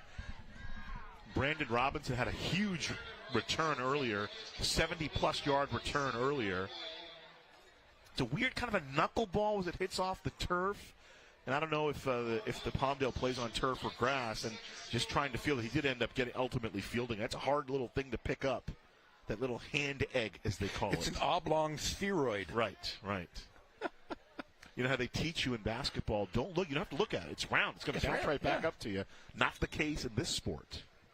So 19 seconds to play in the first half. Ramona up 31-7. What a roll they've been on, Jeff. They put up 101 points in a game and a half. Last 6 quarters, Ramona has outscored their opponents 101-20. And Palmdale will be content to take a knee and head into the locker room. So after 24 minutes here, the Rams, 31-7, seem to be in control of this one, trying to head to the Division 11 semifinal in the CIF Southern Section Ford Football Championships. Hey, how much fun has this been? Ken Batdorf got there in 2019 trying to get back, and don't count Palmdale out yet. They didn't go to 3 straight CIF semifinals by accident. 31-7, the score at the half. What did the other scores? So we got Poly and Patriot tied at 14, and then King up 10-0 on Salesian out in L.A., correct? All right. The 3 Riverside schools. Coach John Rice here at halftime. The quarterfinals, we have a lot of scores for you, and the games we're showing right now, the doubleheader. We have a very contentious game between Poly and Patriot. Poly opened up with a score on their first drive. Patriot scored twice, and then the last series we had a great throw from Vic Aguilar to Demaje Allen to tie up the game here at halftime, the winner going on to the semifinals. And then we have the other game, Ramona hosting Palmdale, and Ramona is just dominating again. Staff doing a fantastic job on offense and defense, picking off a ball at the end of the half, converted to a field goal, so they're up 31-7.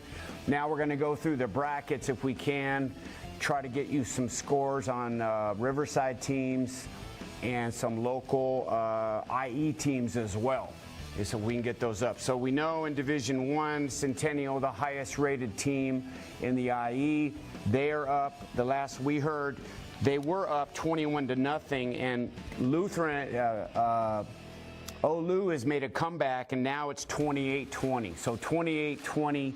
We also have San Clemente up on Bosco in a surprising game in the second half. It was 14-0, the last score that we had. So we'll go to Division 2 when we get a chance here. We do have a very big game of 2 IE teams, Murrieta Valley and Rancho Cucamonga. And we have last we heard it was 14-14, a tie. Very big game with implications of going to the semifinals. In Division 3, we have Citrus Valley playing the #1 San Juan Hills, the #1 seed, and dominating 20-7. Coach Bruick and his staff up 20-7. We had Cajon. Cajon was down only 7-6 late in the second quarter to St. Bonnie. And we can go to Division 4. We don't have any IE teams. We have Santa Barbara, Corona Del Mar, Culver City, Capo Valley, and Trabuco Hills, La Serna. If we can go to Division 5, we had a stunner in the big game in the IE. In Division 5, we have Orange Vista up 35-10. And it seems like Orange Vista has figured out so far in a half how to stop or slow down San Jacinto's offense with Jalen Patterson at quarterback. So we'll see how that second half goes. And let's go to Division 6. We have Ontario Christian, the #1 seed. They are down to Huntington Beach 14-13. And then we have Murrieta Mesa. Played a strong schedule, and they are tied with a great La Habra team, 14-14. If we can go to Division 7, okay, the big one for the IE here in Riverside is King is up over Salesian, 10-0. And then we have an IE team, Chino, undefeated, down 21-14 to Mayfair. King is up against 17-0. We have an updated score. So if we can go to Division 8, we have one IE school involved, and that would be Harupa Hills against Aliso Niguel. And last we heard, Harupa Hills was up. And I'm sorry I don't have the score on that. Division 10 has two IE schools. Division 10, we have Torrance and Redlands. Torrance is a #1 seed, and Redlands is tied 14-14, making a great run at the #1 seed. And then we have a local game between Elsinore and Hemet has run off to a 28-6 lead in Division 10 quarterfinals at half. And then here in Division 11, we have three schools, three games of interest locally. We have Linfield Christian playing `1 Quartz Hill down 19-3 near halftime. We have Ramona playing Palmdale, and they are dominating 31-7. Again, the offense, Ken Mashinski's offense and their staff, great game plan, winning 31-7. They converted an interception for a three-pointer at the end of the half to pull away. And again, Ramona's defense doing a fantastic job. We also have the other game, the other double header tonight. We're hosting Patriot Poly, where Poly again has come back on their last drive and a big pass from Vic Aguilar to DeMaje Allen. In between, Patriot scored a couple times, and now we have a 14-14 game. And if we can go to Division 12, we have ACA. ACA in Division 12 is down 26-14 to Santa Fe. We have Don Lugo playing against Coachella Valley, the #1 seed. We don't have a score from that. If we can go to Division 13, we have a big traditional matchup there between A.B. Miller and San Bernardino. San Bernardino up 20-7. Division 14, we do have one IE team, Santa Rosa Academy, and I don't have a score on that. I think what we're going to do now is go to some commercials, and we'll come back and get you updated as we prepare for the second half between Poly and Patriot. The winner going to the semifinals, and it looks like Ramona's in control to advance themselves also into the semifinals. Don't forget to hang around at 11 o'clock for the scoreboard show with Pep, Jeff Gorman, and myself to give you all the rundown on the quarterfinals tonight. Yeah.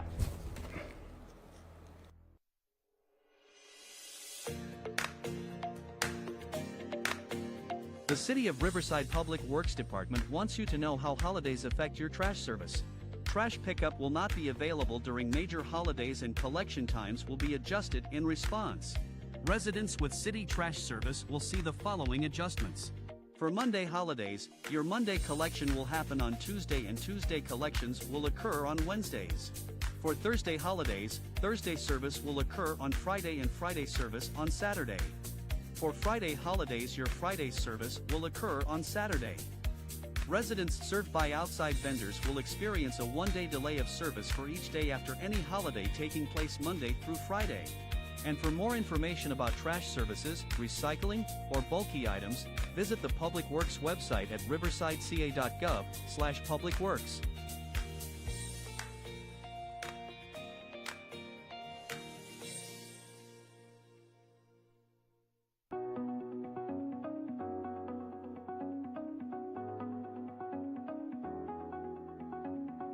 Are you getting ready for your next adventure? The City of Riverside has got you covered. Our passport acceptance facility is open and ready to help you with getting your U.S. passport. Located at 3025 Madison Street in the Public Utilities Customer Resource Center, we're available to assist you by appointment Monday through Friday. Booking your appointment is easy. Just head to www.riversideca.gov/cityclerk/passport to schedule. And don't forget to check back frequently for updates on appointment availability due to cancellations. We can't wait to help you get one step closer to your next travel destination. To apply for a U.S. passport, first check out our helpful checklist. Then head over to travel.state.gov, the official website of the U.S. Department of State's Bureau of Consular Affairs. You'll find all the information you need, including the application forms and instructions, acceptable forms of identification, passport fees, and processing times. Don't forget to complete Form DS-11 before your appointment and bring evidence of U.S. citizenship, a government-issued photo ID, and a 2x2-inch passport photo, or have our friendly staff take one for you. If your passport has been lost or stolen and you are applying for a replacement, you must also fill out Form DS-64 and bring it with you to your appointment if you haven't already reported it missing online or by mail. If you're under 16, you'll need to appear with both parents or legal guardians, and if you're aged 16 to 17, you'll need to appear with at least one parent or legal guardian.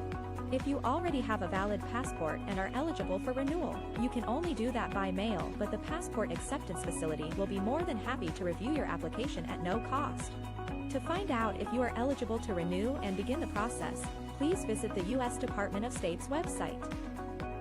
Once you've gathered all the necessary documents, head to our acceptance facility at your appointment time and pay the required fees.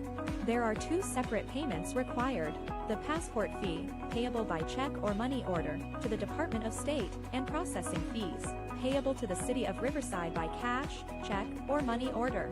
Look over our handy passport checklist for the list of fees, and remember to thoroughly review the confirmation email we send you before your appointment date. Keep in mind that the application process can take several weeks, so it's best to apply well in advance of your travel plans. For appointments and information, visit riversideca.gov/cityclerk/passport. Good luck and happy travels!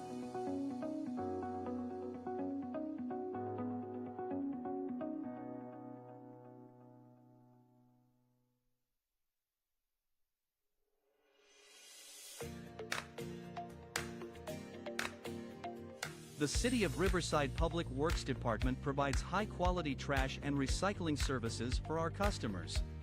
Our convenient curbside trash collection services help promote a clean and healthy Riverside. But what do you do when you have items too big or heavy for your can?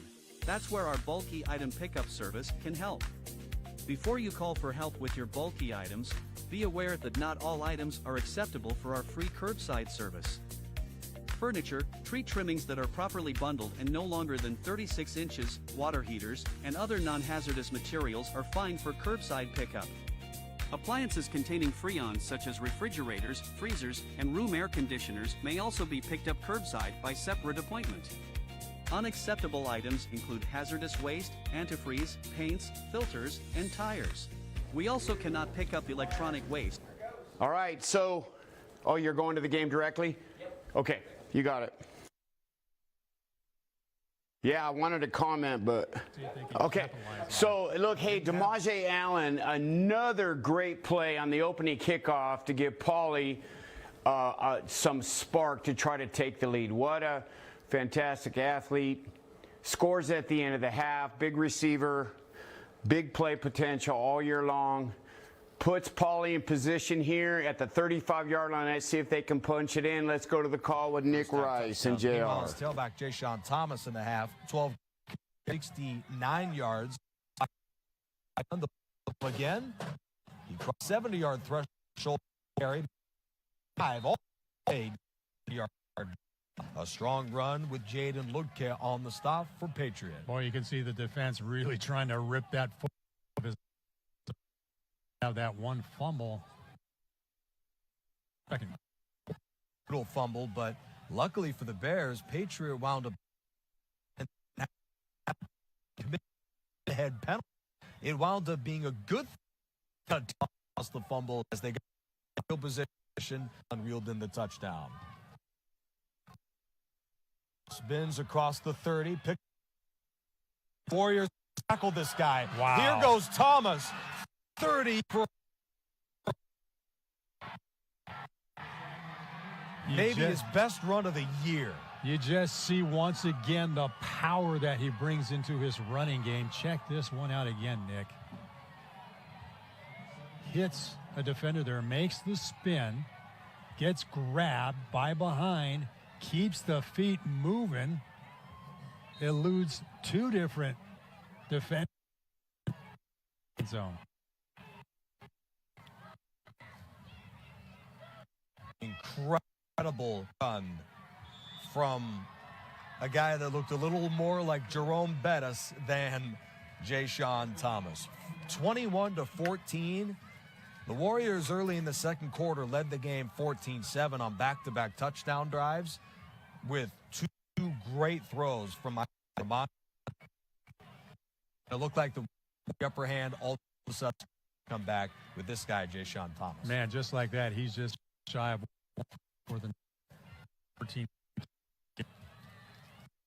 About 8 yards had Ja'Shawn Thomas had no more than that job. He was going to get forward to that run. Just keep feet moving way into run. An update. Lesion in a minute. Perhaps. Samoski, this one.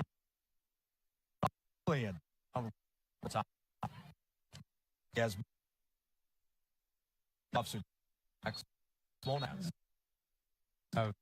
Proceed. So this is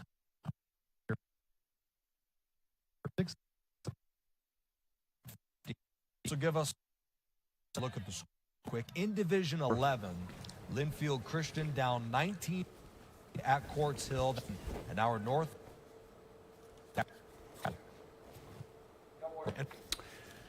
Okay, as we're on the double box, we're waiting for Ramona Palmdale to start with Ramona up, and just a fantastic job by Pauly with 2 consecutive touchdown scores. Shout out to my friend Ted Telemack, who took over play calling duties about 4 games ago.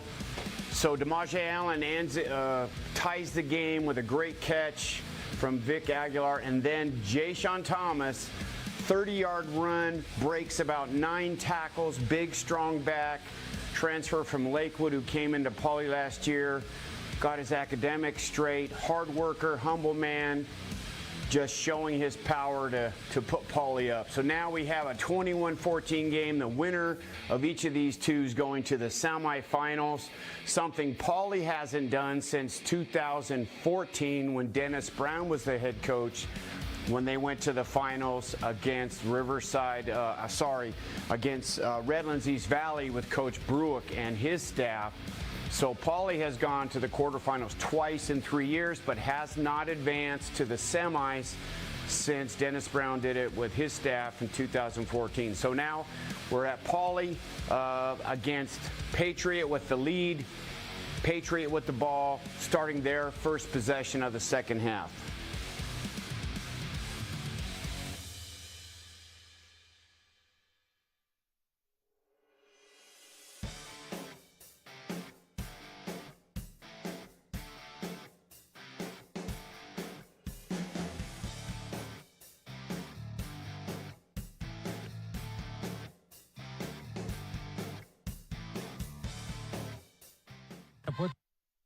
Went the opposite way on that one.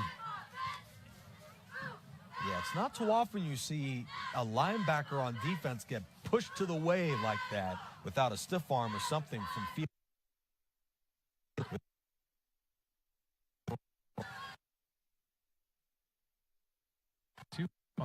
Number 29, George Romero there as well for the Bears.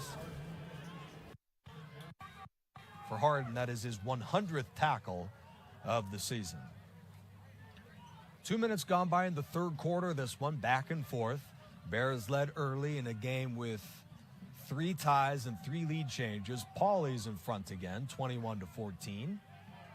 Quarterback Isaiah Miramontes, 4 of 9 with 82 yards and 2 touchdowns tonight. He's looking deep. Hit as he throws, a little bit underthrown. Did his guy make the catch? No. No, that'll go incomplete. Looks like it was intended for Lyman. Raymond Villanueva of the Warriors there. So in the first half, we saw some brilliant throws from Isaiah Miramontes, but overall, outside of the one busted coverage, Bears are doing a good job covering these receivers. 4th and 8 early in the third. Warriors, Josiah Felix, their lead punter. He is flanking the quarterback right now. We'll see if they lean on him here, and they will. Yeah, it looks like Isaiah Miramontes was trying to draw off the defense. Felix wisely backs up a little bit further.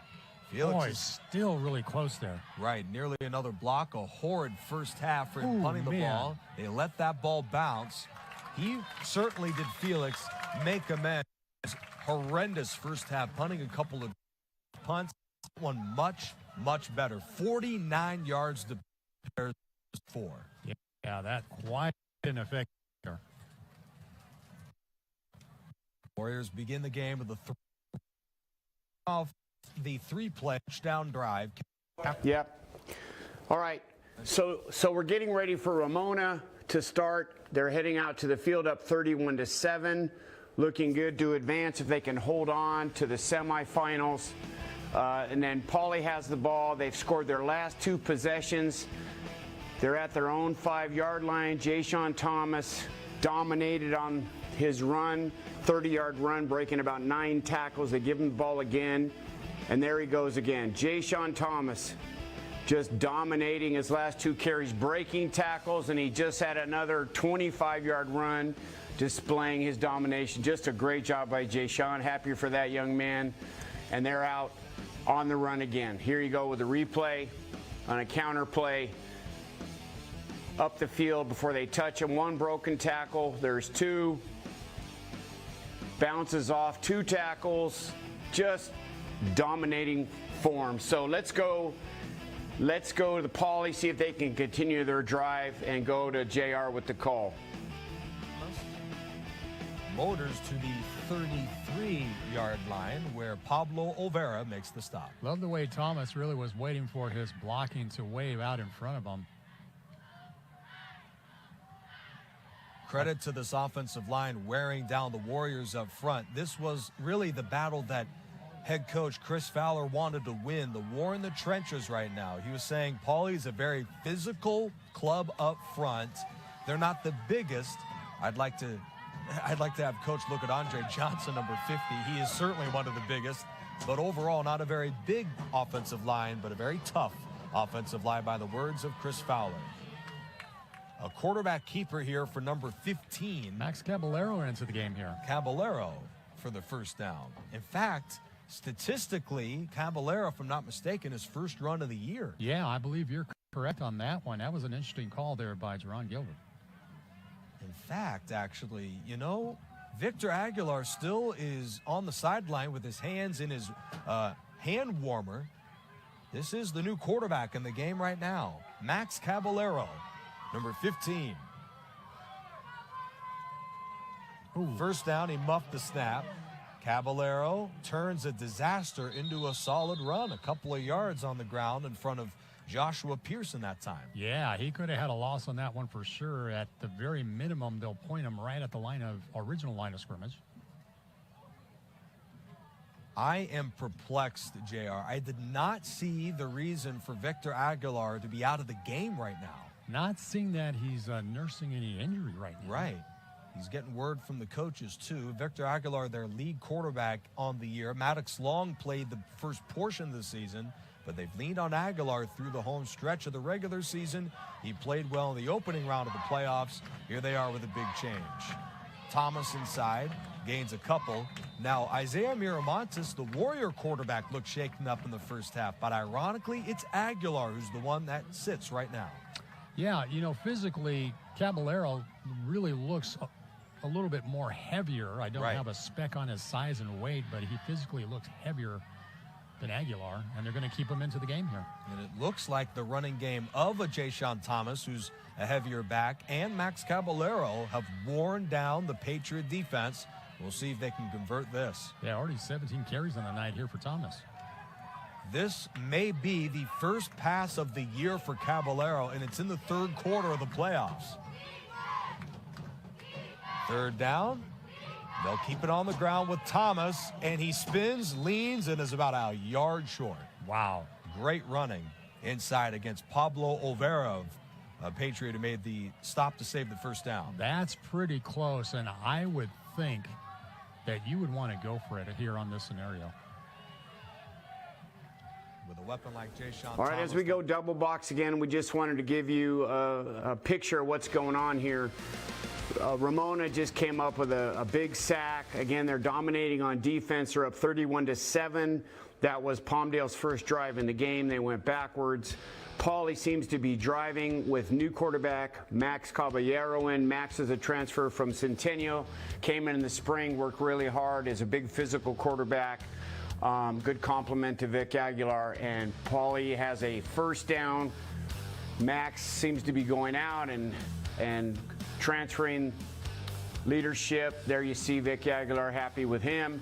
So Ted Telemack, the OC, is giving Vic a call. Victor's coming back in. Pauley's on the move. 3 first downs in a row on their opening and on their second drive, 48-yard line.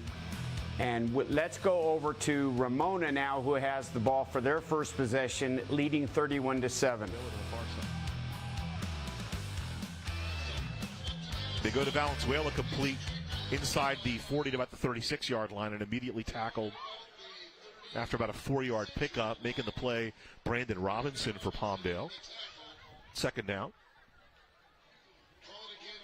See, in plays like that, that'll spread the field out.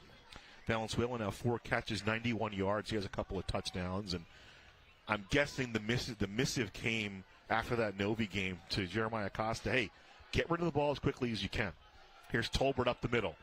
Tolbert squeezing through, finding some space, angling to the left side. Tolbert trying to turn the corner. Tolbert to the pylon. Touchdown, Rams. 36-yard touchdown run for Sincere Tolbert. His second trip to pay dirt on the evening. Boy, have we seen that young man grow from when he first started. Remember, he was playing behind Bo Bruins. Didn't get a whole lot of playing time last year. But, man, he really, really has got – he's one of those guys that has gotten better and better as the years gone on. And, wow, fun kid to watch. 9 carries, 108 yards for Sincere Tolbert, who racked up 220 last week. Here's Martinez for the PAT. 38-7. So could he go 10 for 10 again? No, I'm kidding. Went 10 for 10 last week. He's 5 for 5 today. And there's Tolbert kind of slipping in the middle again. That's Richard Mora out front kind of leading the way. As Ken Batdorf was explaining to us, that seal block to open it up. And Tolbert runs right through the hole. Kind of does that hop, skip, and a jump into the end zone. Okay, there you have Ramona scoring again to go up 38-7. Ramona's trio, Jake Valenzuela, a receiver catching the ball there, has got almost 100 yards receiving in the game. Jeremiah Costa, their accomplished quarterback, handing the ball off to Sincere Tolbert. Second touchdown of the game. And now Ramona's in control 38-7, again putting up big numbers in Division 11 in the quarterfinals. And Pauley now has had 3 first downs very quickly.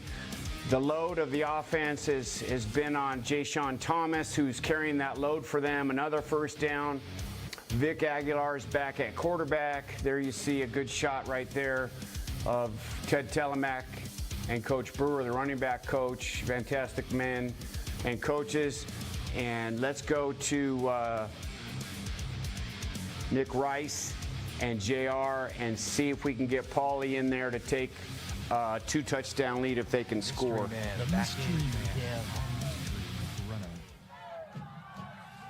Off the play fake, Majay Allen, another catch, and he's taken down inside the 25. Another first down here for the Bears. Pearson makes the stop. Nice crossing pattern by Majay Allen. Check this one out. Love the sidearm toss here by Aguilar. Check this out. Little Phillip Rivers action. Yeah. Goes down as a 20-yard completion. Allen now with 2 grabs for 60 yards and a touchdown. The Bears' 6-foot receiver with a breakout game, his best performance statistically in a game all year. Mystery man rumbling and tumbling inside of the 10-yard line, stopped at the 6. Isaac Galiza with another tackle. First and goal Bears.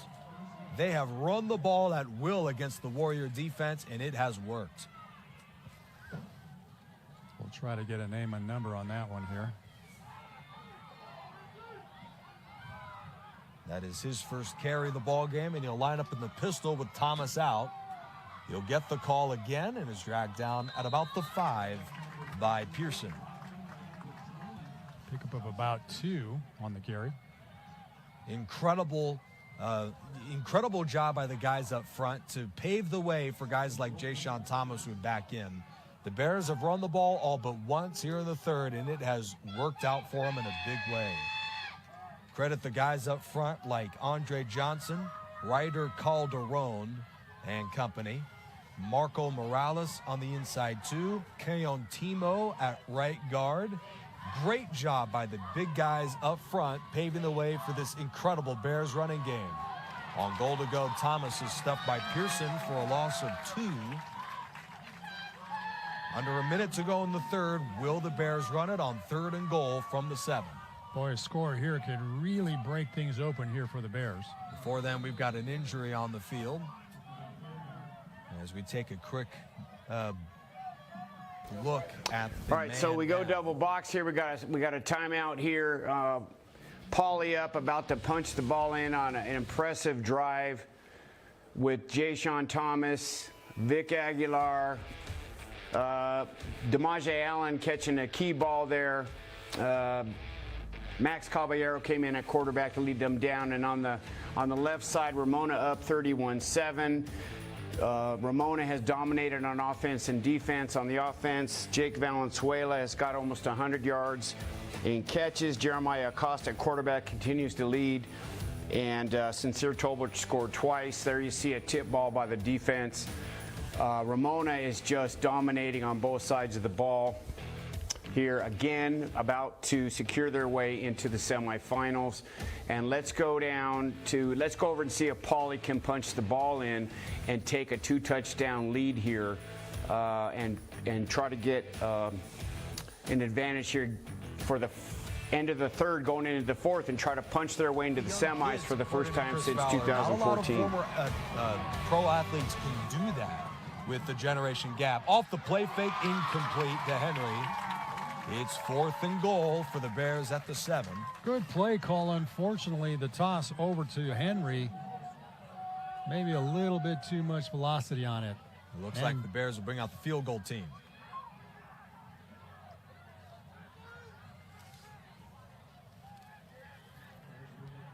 Talon Samoski this season, 8 of 14 on field goal attempts with a long of 38. This one from 29. Out of the hold of Jeremiah Luna. Talon Samoski, 29-yard field goal attempt. Good snap, good hold. Line drive, the kick is good. It just squirted in front of that right upright. Nicely done. 24-14 Bears. Boy, jumps up with a field goal there by Talon Samoski, accomplished kicker. Fantastic job of him all year, being extremely accurate. The Pauly Bears go up by 10. And let's go over to Ramona now. They have the ball. Brandon Ruiz just caught a ball, and we have Sincere Tolbert, Jake Valenzuela, and Jeremiah Acosta leading Ramona's offensive unit. Highly potent. Put up 38 points here in 2.5 quarters. They marked him instead of the 29. How big would that be here in City of Riverside? Especially for you, since you hate Pauly. Oh, with a passion. We'd have to get your friend out of retirement. Yancey? But got to get him on the sidelines. 2nd and 7. Delayed handoff to Tolbert. No, it's going to be a keeper. Acosta gets the keeper. He'll get maybe back to the line of scrimmage. Nice play on the outside by Anthony Cacao. 3rd down coming up. You know, he went to Ramona. He coached at Pauly, so yes, he'll be objective. Have him on the chain gang, him and Calvin Butler. Put them both out there. 3rd down coming up. Where would they play? Would it be at King? Well, whoever's the home team, right? Yeah. Wow. Long way to go here, though, Jeff. 18 minutes to play. Ramona up big, though, 38-7. You can understand Jeff's giddiness here. He's a Ramona alum watching his team advance. in pretty dominating fashion the last 2 weeks. Acosta to throw. Dancing to the outside. Acosta looking down the field. He's got Valenzuela one-on-one. Incomplete. Nice play there by Brandon Robinson. Javid Thompson has been on him most of the game, but Robinson with nice coverage there. Okay, as we have an incomplete pass there intended for Valenzuela, broken up, and we're going to go down to the start of the fourth quarter with Patriot desperately trying to get something going. They've been shut down by Pauley's defense. There's Coach Gilbert, the DC. You see Coach Robles, whose son Paul has done a great job all year at linebacker. And you have Coach Harden with his son also playing outside linebacker. So you have a family connection. Pauley trying to go to the semifinals since the first time since 2014. And let's go to see if their defense can hold up on the right side with the call with Nick Rice. As head coach and athletic director of Patriot. Yeah, he's got a lot of responsibilities he has to carry with both of those titles. So maybe Jerron Gilbert can say, you know, he's certainly coached well in his first year, but part of it is, hey, you're not like me, Jerron Gilbert, having to shoulder a much bigger load. Felix, speaking of shouldering the load, he has been the bell cow running the ball and picks up 5 on the opening play of the fourth quarter. That's big.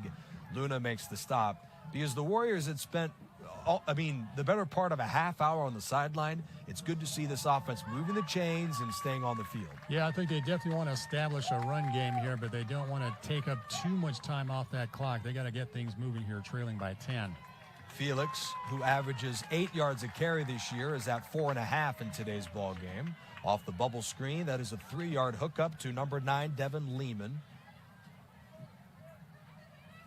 And the clock is at 11:25 or so left in the fourth quarter. The Bears up by 10. Just 12 throwing attempts so far here by Miramontes in this game. And he's completed 6 of them.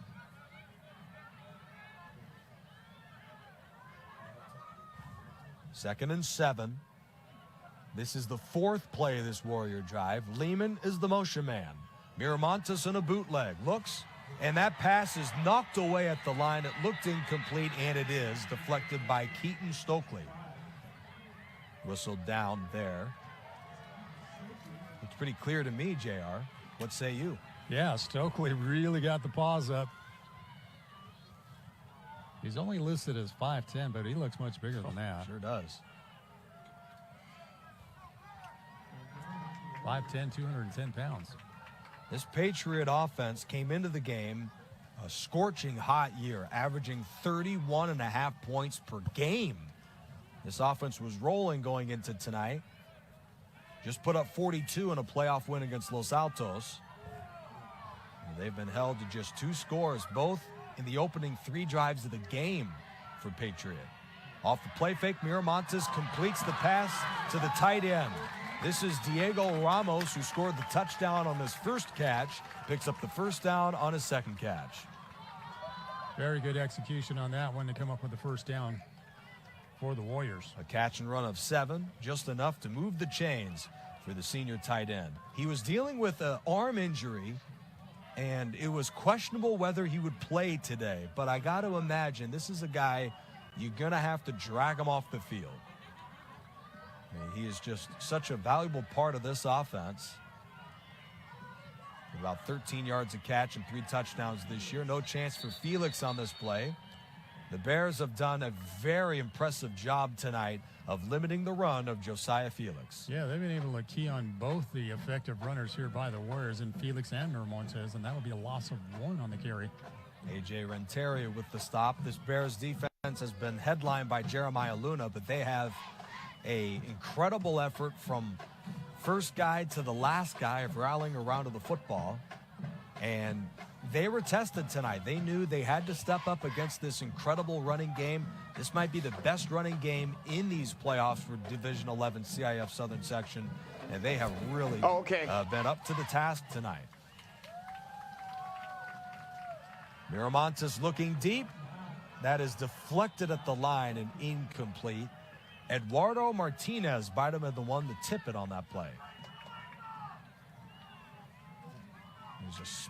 there's a slight chance that his own lineman got a helmet on that ball. Either way, it's 3rd and 12 with 9:27 left of the ball game. The Warriors have ended each of their last 2 drives with punts. They'd love to avoid that on this series, down by 10 late in the ball game, especially how good Jayshon Thomas is running.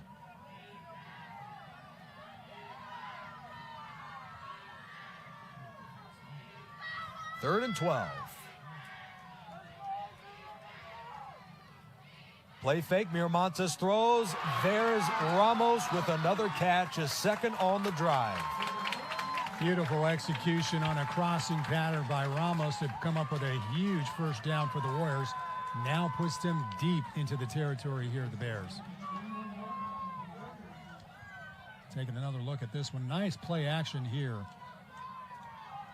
Ramos having to juggle that one very so slightly. That was a 3rd down they had to have. Michael Gaines makes the stop.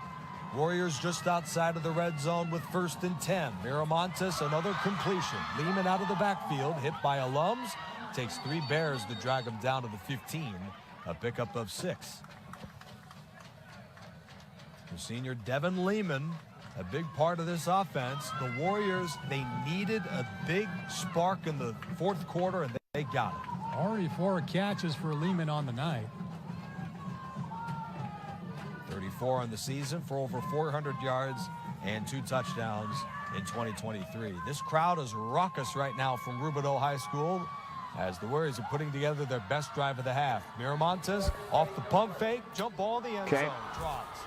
All right, so we're double side by side here where Pauly is trying to defend. Patriot just threw the ball in the end zone. Incompletion. They're trying to score to bring it within 3. Ramona had an interception. Great play. There's a draw play to Sincere Tolbert. They're about to score. Great run. They're down inside the 5 or down inside the 20. There's a counter play. They're up 38-7. Completely dominating performance by Ramona. Fantastic job on offense and defense and their coaching staff. Hats off to them. About to punch their ticket to go to the semifinals again. They've been in at least the quarterfinals 4 years in a row. You see a nice shot of the counter there.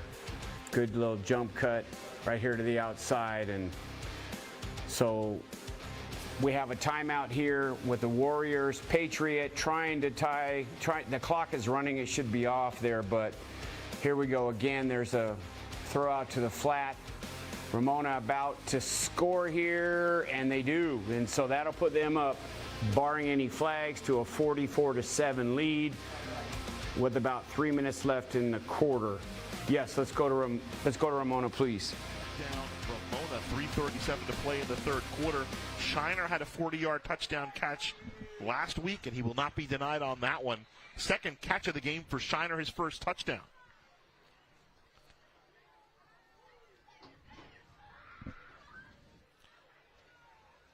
So 10 of 14 now through the air as Acosta, 167 yards. Jose Martinez on to try the extra point, 44-7.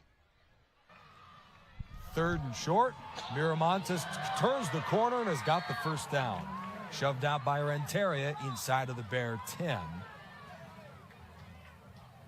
And there is a flag down in the area of holding.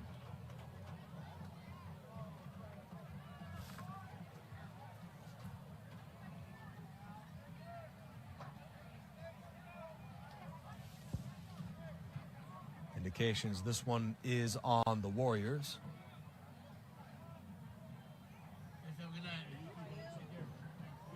Yep. Holding call, unfortunately, so that'll nullify that 1st down. So the Bears have been flagged 6 times, and the Warriors 5 times, if I'm not mistaken. Actually, we got 5 flags for Patriot. Yep. 6 flags for Pauly. Yep, there you go, to the 25. This crowd doesn't like it. A de facto home game for the Warriors. They will, at some point in the next couple years, build their home facility at Patriot High School instead of playing games here at Rubidoux. Miramontes on Along down and distance, Villanueva for the touchdown. What a strike to come up with 6 onto the scoreboard. Raymond Villanueva, just when you need him to make something happen. Nice toss here by Miramontes. Just lays it right in there for the score.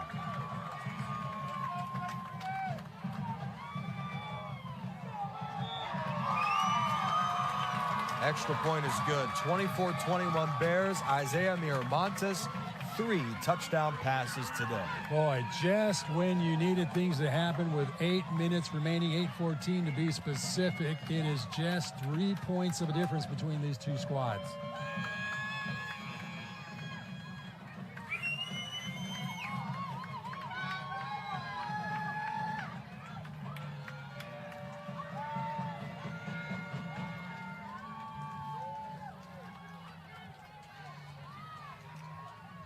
And this is exactly what the fans were hoping for. They got the certainly worth the price of admission in tonight's incredible playoff matchup. The winner to the semifinals of the CIF Southern Section Ford Football Championships. Nick Rice, J.R. Ibarra, good one tonight. Do you onside kick? Not yet. Sean Payton. Bears were Pauly was prepared for expecting. that. Alums from inside of the 5. A great block. Is there a flag down? Yes, there is. And you can tell that he's kind of anticipating that as K. Alums is stopped. Good run back, but we do have a player down here for the Warriors. And I think that will be the Not a bad call, to be honest. I mean, it was a pretty egregious blindside block. Yes, we do have a player down. Stops the clock. Yeah. Obviously, penalty once again going to go against Pauly. Obviously, you're not looking for anything egregious, but had he not made that block, Alums appeared to have been at least in threat of being tackled inside of the 5-yard line. It is a pretty significant injury. I mean, he just got his bell rung on that play. In fact, Chris Fowler, the head coach, has walked all the way over to tend to him, along with the trainers.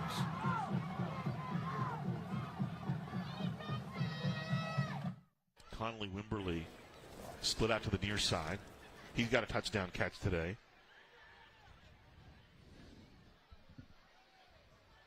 And Kakao in the near slot. Chalk shifts up, and here's Kakao in motion. Here's the snap. Here comes the pressure. Here's the throw. It's complete to Cisneros. He'll have the first down to near midfield. And he's a big-time receiver. You know, he's kind of their big game hunter, Jeff. He averaged about 17 yards a catch, had 5 touchdowns. Caught a touchdown last week against Bellflower, but Ramona has done a nice job on him on the outside. They've really shut down the entire offense. This is the best run they've had on this drive. That is 8 minutes left in the third quarter. Thomas out of the pistol, landing up about 5 yards in the end zone, maybe even more. Early movement. All right, so as we see, Ramona is just dominating. They're 45-7, still in the third. They put up 45 points already, 70 last week. They're about to go to the semifinals. More importantly, on the left, we have a ball game. Pauly's up 24-21. There's 8 minutes left. They have the ball on their own 1-yard line, and they're trying to run out the clock, hold on to the ball, and see if they can hold on to a slim lead. Ja'Shawn Thomas stopped for no loss right now, so Patriot needs a stop. They need a big stop here. Tense ball game. Let's go to the Riverside Pauly Patriot game with Nick Rice. That was a 23rd carry here by Thomas. Those legs may just be very sore tomorrow morning in the post-game wrap-up. Win or lose, the Bears up by 3 right now. Crowd on its feet, rooting on the defense. Thomas squirts through about the 5-yard line. That is all. 3rd and 9 coming up. Wow. Oh, the really short carry.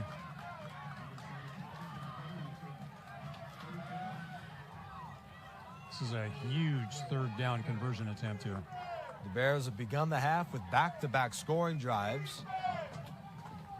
Deshaun Thomas with the Sports Center run of the day, a 30-yard touchdown to begin the third quarter, followed by a Samaski field goal to give them the lead, 24-21 with under 7 minutes to go. Third and about 10.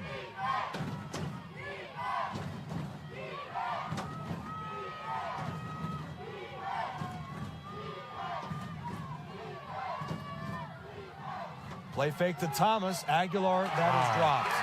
Allen on the slant had a first down for the Bears. Good play call attempt. Jay Allen on the crossing pattern. Unfortunately, just couldn't keep a handle on it. Couple of big plays tonight for Allen. That one slipping right through his hands. And the Bears will bring in Samaski. As mentioned, third in the state of California. And there's hundreds, maybe even 1,000 high school football programs, 11-man high school football programs. For this man to be third in the entire state says a whole lot about his ability as a punter. Man, he's backed right up against the end of that end zone. Good snap. Good snap, gets rid of it cleanly. This one a little short, not quite returned. A 40-yard punt, nothing on the run back. Warriors with good field position, field goal to tie, and a touchdown to lead it. Boy, considering that was a very... All right, here's where we stand. 45-7, a minute and 20 left in the third quarter. Ramona dominating. We have a break in the action. Palmdale, you can see the body language. They're frustrated on the sideline. Here we go with 5:58 left in the ball game in regulation time. Poly up 24-21. Patriot trying to go down for the potential tying or go-ahead score. And let's turn the ball over to Nick Rice and see what we can do in the final 6 minutes of this ball game. Quick scoring update, 45-7. Ramona leading Palmdale with 3 to go in the third quarter. Not the 70 they scored last week. Still a very impressive offensive showing. Miramontes tripped up in open space by Jeremiah Luna, who's closing in on 200 tackles this season. As mentioned, fourth in California. He also has 26 pass deflections. Second and... Nope, they did not give him a yard. 2nd and 10. Wow, I thought he at least had some forward progress to get a yard. Right. Terrific defense from Luna.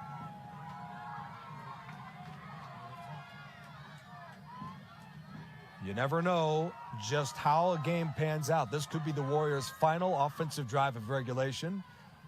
Certainly want to make the most of it. Miramontes goes deep, and he's got a man out there, but it's overthrown. Villanueva, who scored the 25-yard touchdown, could have had a longer one had that throw been a little more on target.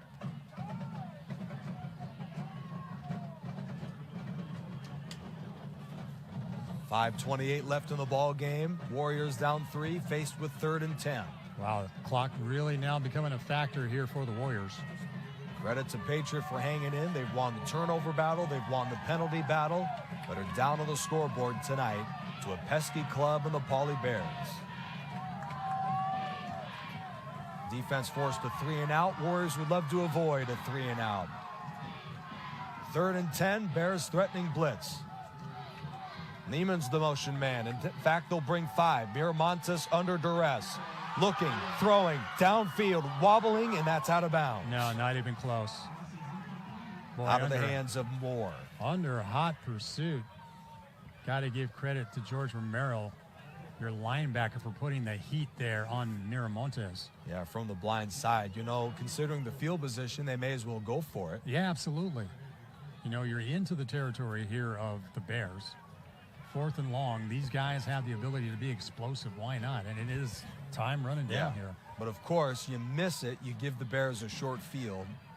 Josiah Felix, a hot and cold night. His last punt, a good one, went 40 yards. He juggles the snap and gets rid of this one. It wobbles out of bounds at about the 25.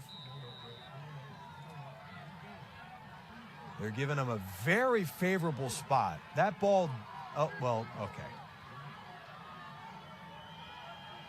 Yep, 25. Yeah, 25.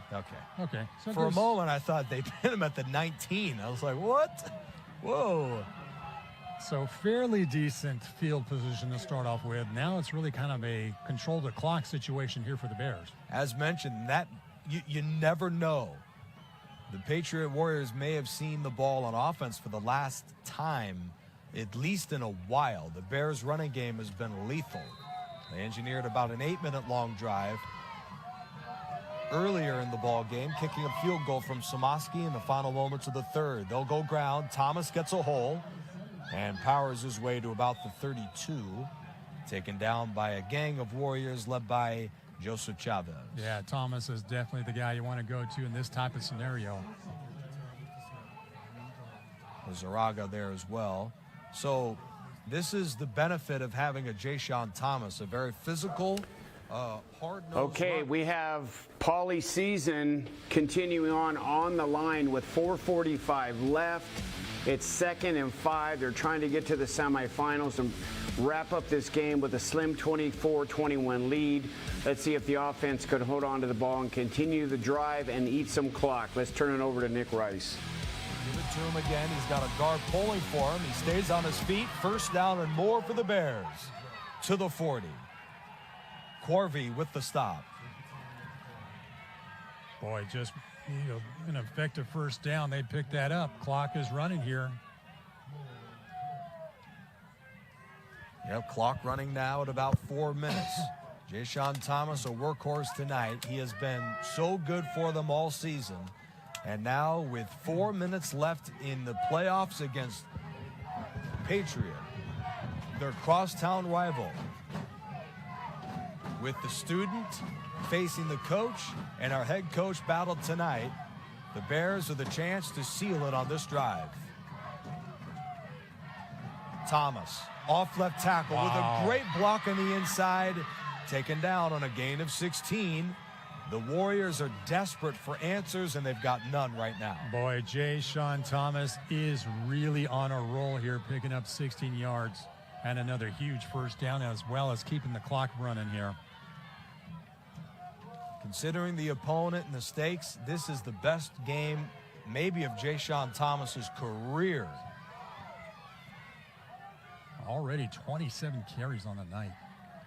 Yeah, and this is a defense that is one of the league's best, giving up the third fewest points in the River Valley League this season, Patriot.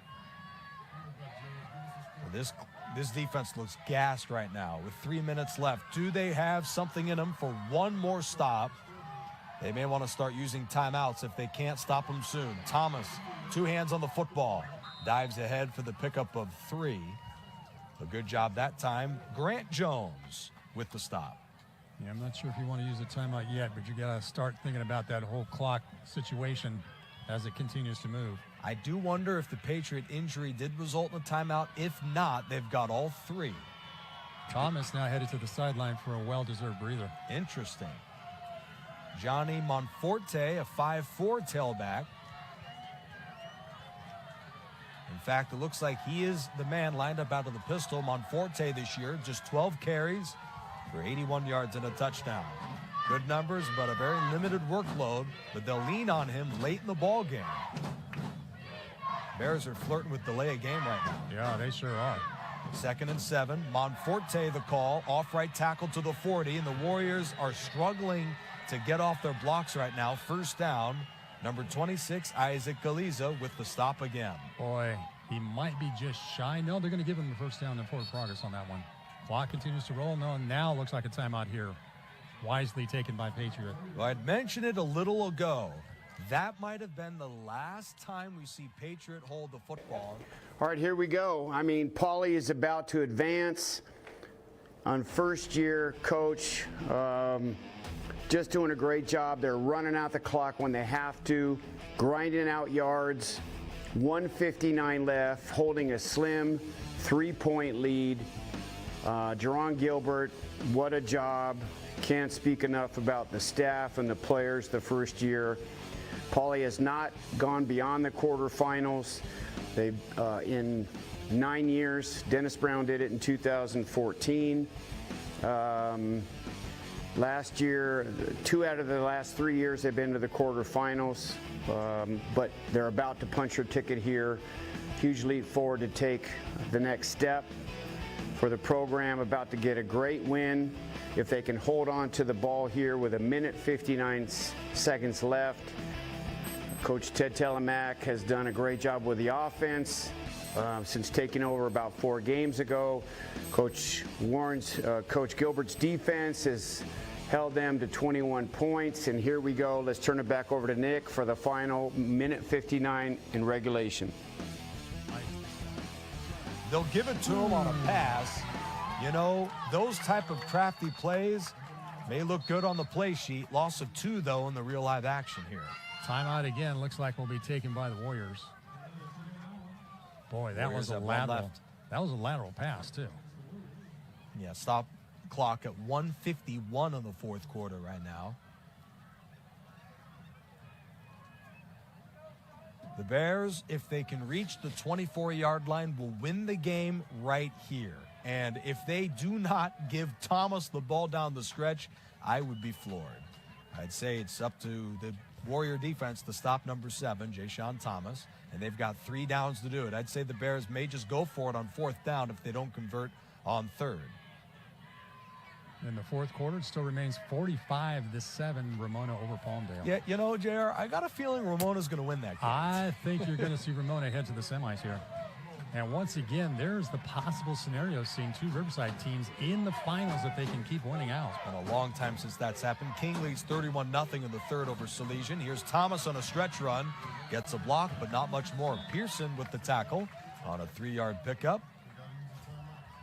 Patriots, if I'm not mistaken, has 1 timeout left. I'm not sure. Yeah, I know. They've obviously done 2 in the last couple of downs here. Right. Man, that clock is rolling. But if they don't have a timeout, the Bears can run the clock all the way down to about 10 to 15. So the Bears have an opportunity to all but ice it right here on offense with 3rd and 10 coming up.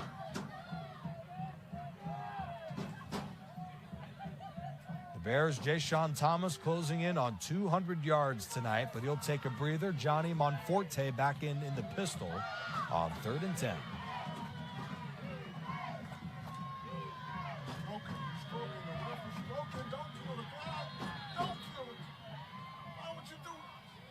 Well, looks like a timeout now taken by Pauley.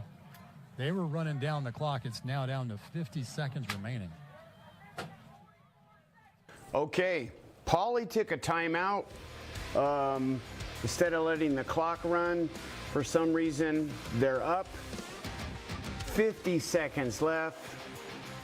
As we see on the left, Ramona just dominating again, 52-7. That's over 120 points in 2 weeks by Ramona. Just clicking on offense, Coach Mashinsky's staff. On both sides of the ball, only giving up 7 points this week. I believe 1 touchdown last week. So on both sides of the ball, hats off. A job well done by Ramona's staff and entire program, about to go to the semifinals. And here we got Pauley trying to finish out Patriot and go to the semifinals. Since the first time and since 2014. Let's go to Nick Rice.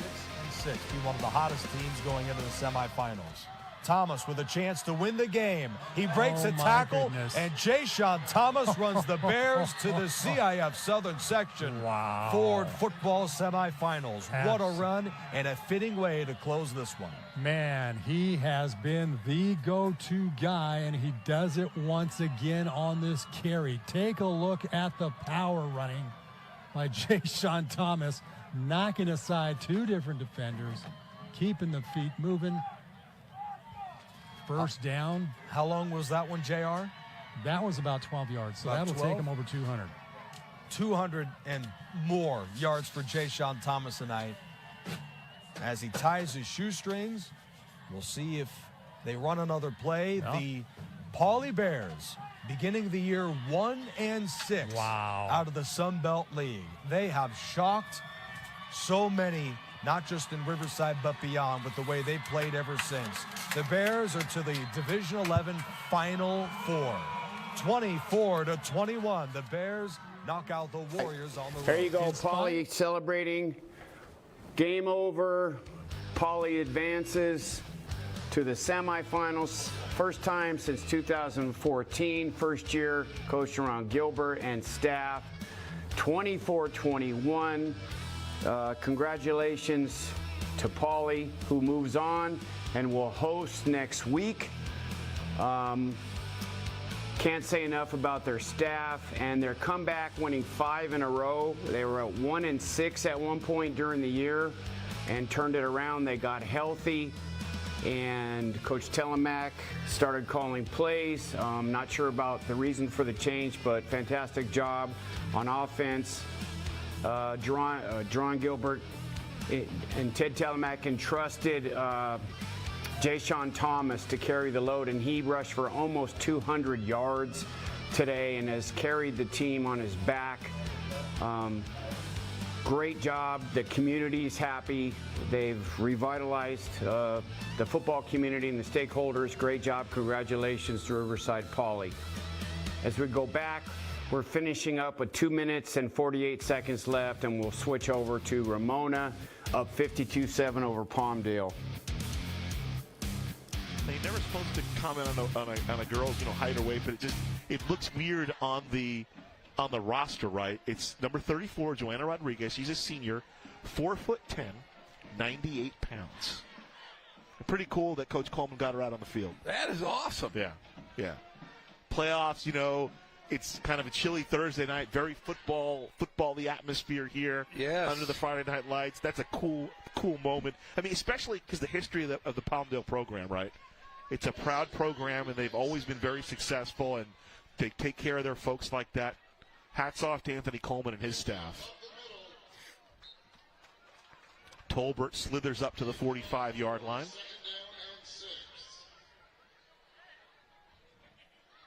And the clock will wind down, another Ramona victory. So the Rams will go to 7-5 on the year, and they will await their opponent in next week's semifinal. And you'll have all that information on the pep rally tonight. I can't wait to talk about this one. This is going to be a fun evening. Gazal. And then we got to turn around tomorrow and call another football game. I love those games, too. We got a big one tomorrow. Huge one tomorrow. 4-yard pickup, 2nd and 6. They'll turn and give to Tolbert.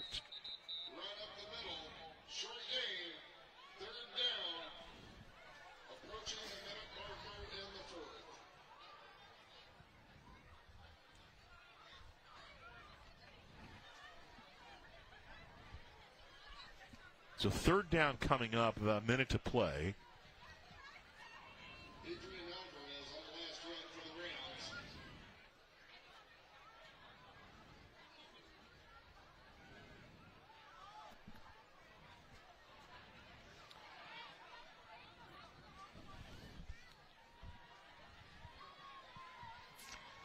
As the clock winds down to 30 seconds. New quarterback in, the ball snapped back, and he'll make a bunch of new friends. They're all Falcons back to the 45-yard line, and I'm guessing that'll be the last snap of the evening. 52-7, the final. Ramona moving on in Division 11. CIF Southern Section Ford Football Championships. The Rams play another week. Palmdale finishes off their year 7-5. Their first year they didn't get to the CIF Southern Section semifinal since 2018. What a run for the Rams, Jeff. Wow, it has been fun to watch them. 27 new players, 18 starters for this Ramona team after you lose one of the best quarterbacks and running backs in the state of California, and they have just really rebounded, and what a great year for the Rams. So the Rams close it out here. We'll await Ken Mashinsky potentially for a post game. But what a night for Riverside football, Jeff. Oh, it's great. I mean, you look at Riverside Poly still alive. You know, I like to make fun of them. You have King is still alive. You have CSDR who's still battling. They started late. Okay. But, man, the city of Riverside. Coach Don Rice here ending a fantastic night of football in Riverside Poly, defeating Patriot, going to the semifinals. First time since 2014 they've done that. Jerron Gilbert, first-year coach, can't say enough about his staff. They dominated defensively after Patriot came out and scored. So Pauley moves on to host next week. The other game, Ramona just dominated. Again, they are in the semifinals over Palmdale. Their defense frustrated. Palmdale, again, over 120 points in 2 weeks for Ramona. Fantastic. As we see the Division 11 there, Quartz Hill looks like they're going to advance over Linfield Christian. Ramona looks like they're going to be up against Quartz Hill. We have Pauley, I believe it's Westminster, up on not sure. We don't have the score final yet, but Pauley's going to host in the semifinals again. I'm sure that the community will rally. Riverside community will have 2 games in the semifinals for 2 neighborhood high schools. And then King doing a fantastic job tonight as well. We'll have some scores from some local teams here. If we have Arrowhead Christian down 32-14. So it looks like that game is close to the end. Centennial, after being up 21-0, then they were up 28-21, pulled away from Orange Lutheran to win 63-27. We don't have a score, I don't think, right now on the San Clemente St. John Bosco game, but okay, so Bosco reared its hind legs, got up like the Bosco that they are, and they came 35-10. So they will play Centennial, and a team that met from 2015 to 18 in the semifinals 4 or 5 years in a row, and I was blessed to be part of 2 of those games. Fantastic job by Matt Logan and his staff. And then Sierra Canyon, Mater Dei, and J. Sarah winner on the other side of the bracket. So let's go and check and see what Chino did. Chino was undefeated and looks like they're going to get beat by Mayfair. They're losing 45-21. Citrus Valley up 35-28 over number 1 seed San Juan Hills in their bracket. We also have Elsinore playing Hemet, and Hemet late in the game, they are now, that is a final, Hemet 38-13 over Elsinore. Let's go to Jurupa Hills. They were up, and it looks like there's 2 minutes to go. Aliso Niguel is beating Jurupa Hills, another Inland Valley team. The next score we have is Martin Luther King moves on to the semifinals with a 31, 7 minutes to go, so they're not quite done yet. If they can hold on, they're up 31-7 over Silesian. Great job. We're happy for Jason McMains and his staff and for the Riverside community. The next one we have is Murrieta Mesa over looks like 5 minutes to go. Murrieta Mesa is up 28-14 over La Habra, a perennial power. 5 minutes to go in that game. It is a final. Mayfair has beaten Chino 45-17, according to Max Preps. And then we have a heck of a game under a minute left. Murrieta Valley up 38-35 over Rancho Cucamonga. What a game. We also have Ontario Christian, the number 1 seed, losing to Huntington Beach 28-25 in the 4th quarter. Orange Vista with a shocker. 4 minutes to go. Looks like they are dominating San Jacinto 49-10, rolling up 49 points on their defense. San Jacinto only able to score 10. Just a great job by the Zomults with their execution of a defensive game plan, no doubt, and they are some of the most underrated defensive football minds, in my opinion, in all of Southern California football. We have Pauley again, a big winner tonight, advancing over Patriot, going to the semifinals, first time since 2014. Ramona again dominating, I think 52-7, going to the semifinals also, but they're going to be on the road. Redlands went down after a valiant fight, 21-14 versus Torrance. They had a great run in the second half of the season.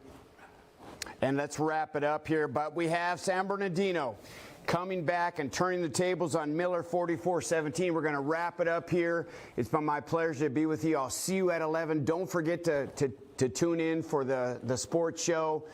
And we'll see you next week on the Pep Zone for a couple playoff games. I couldn't, yeah.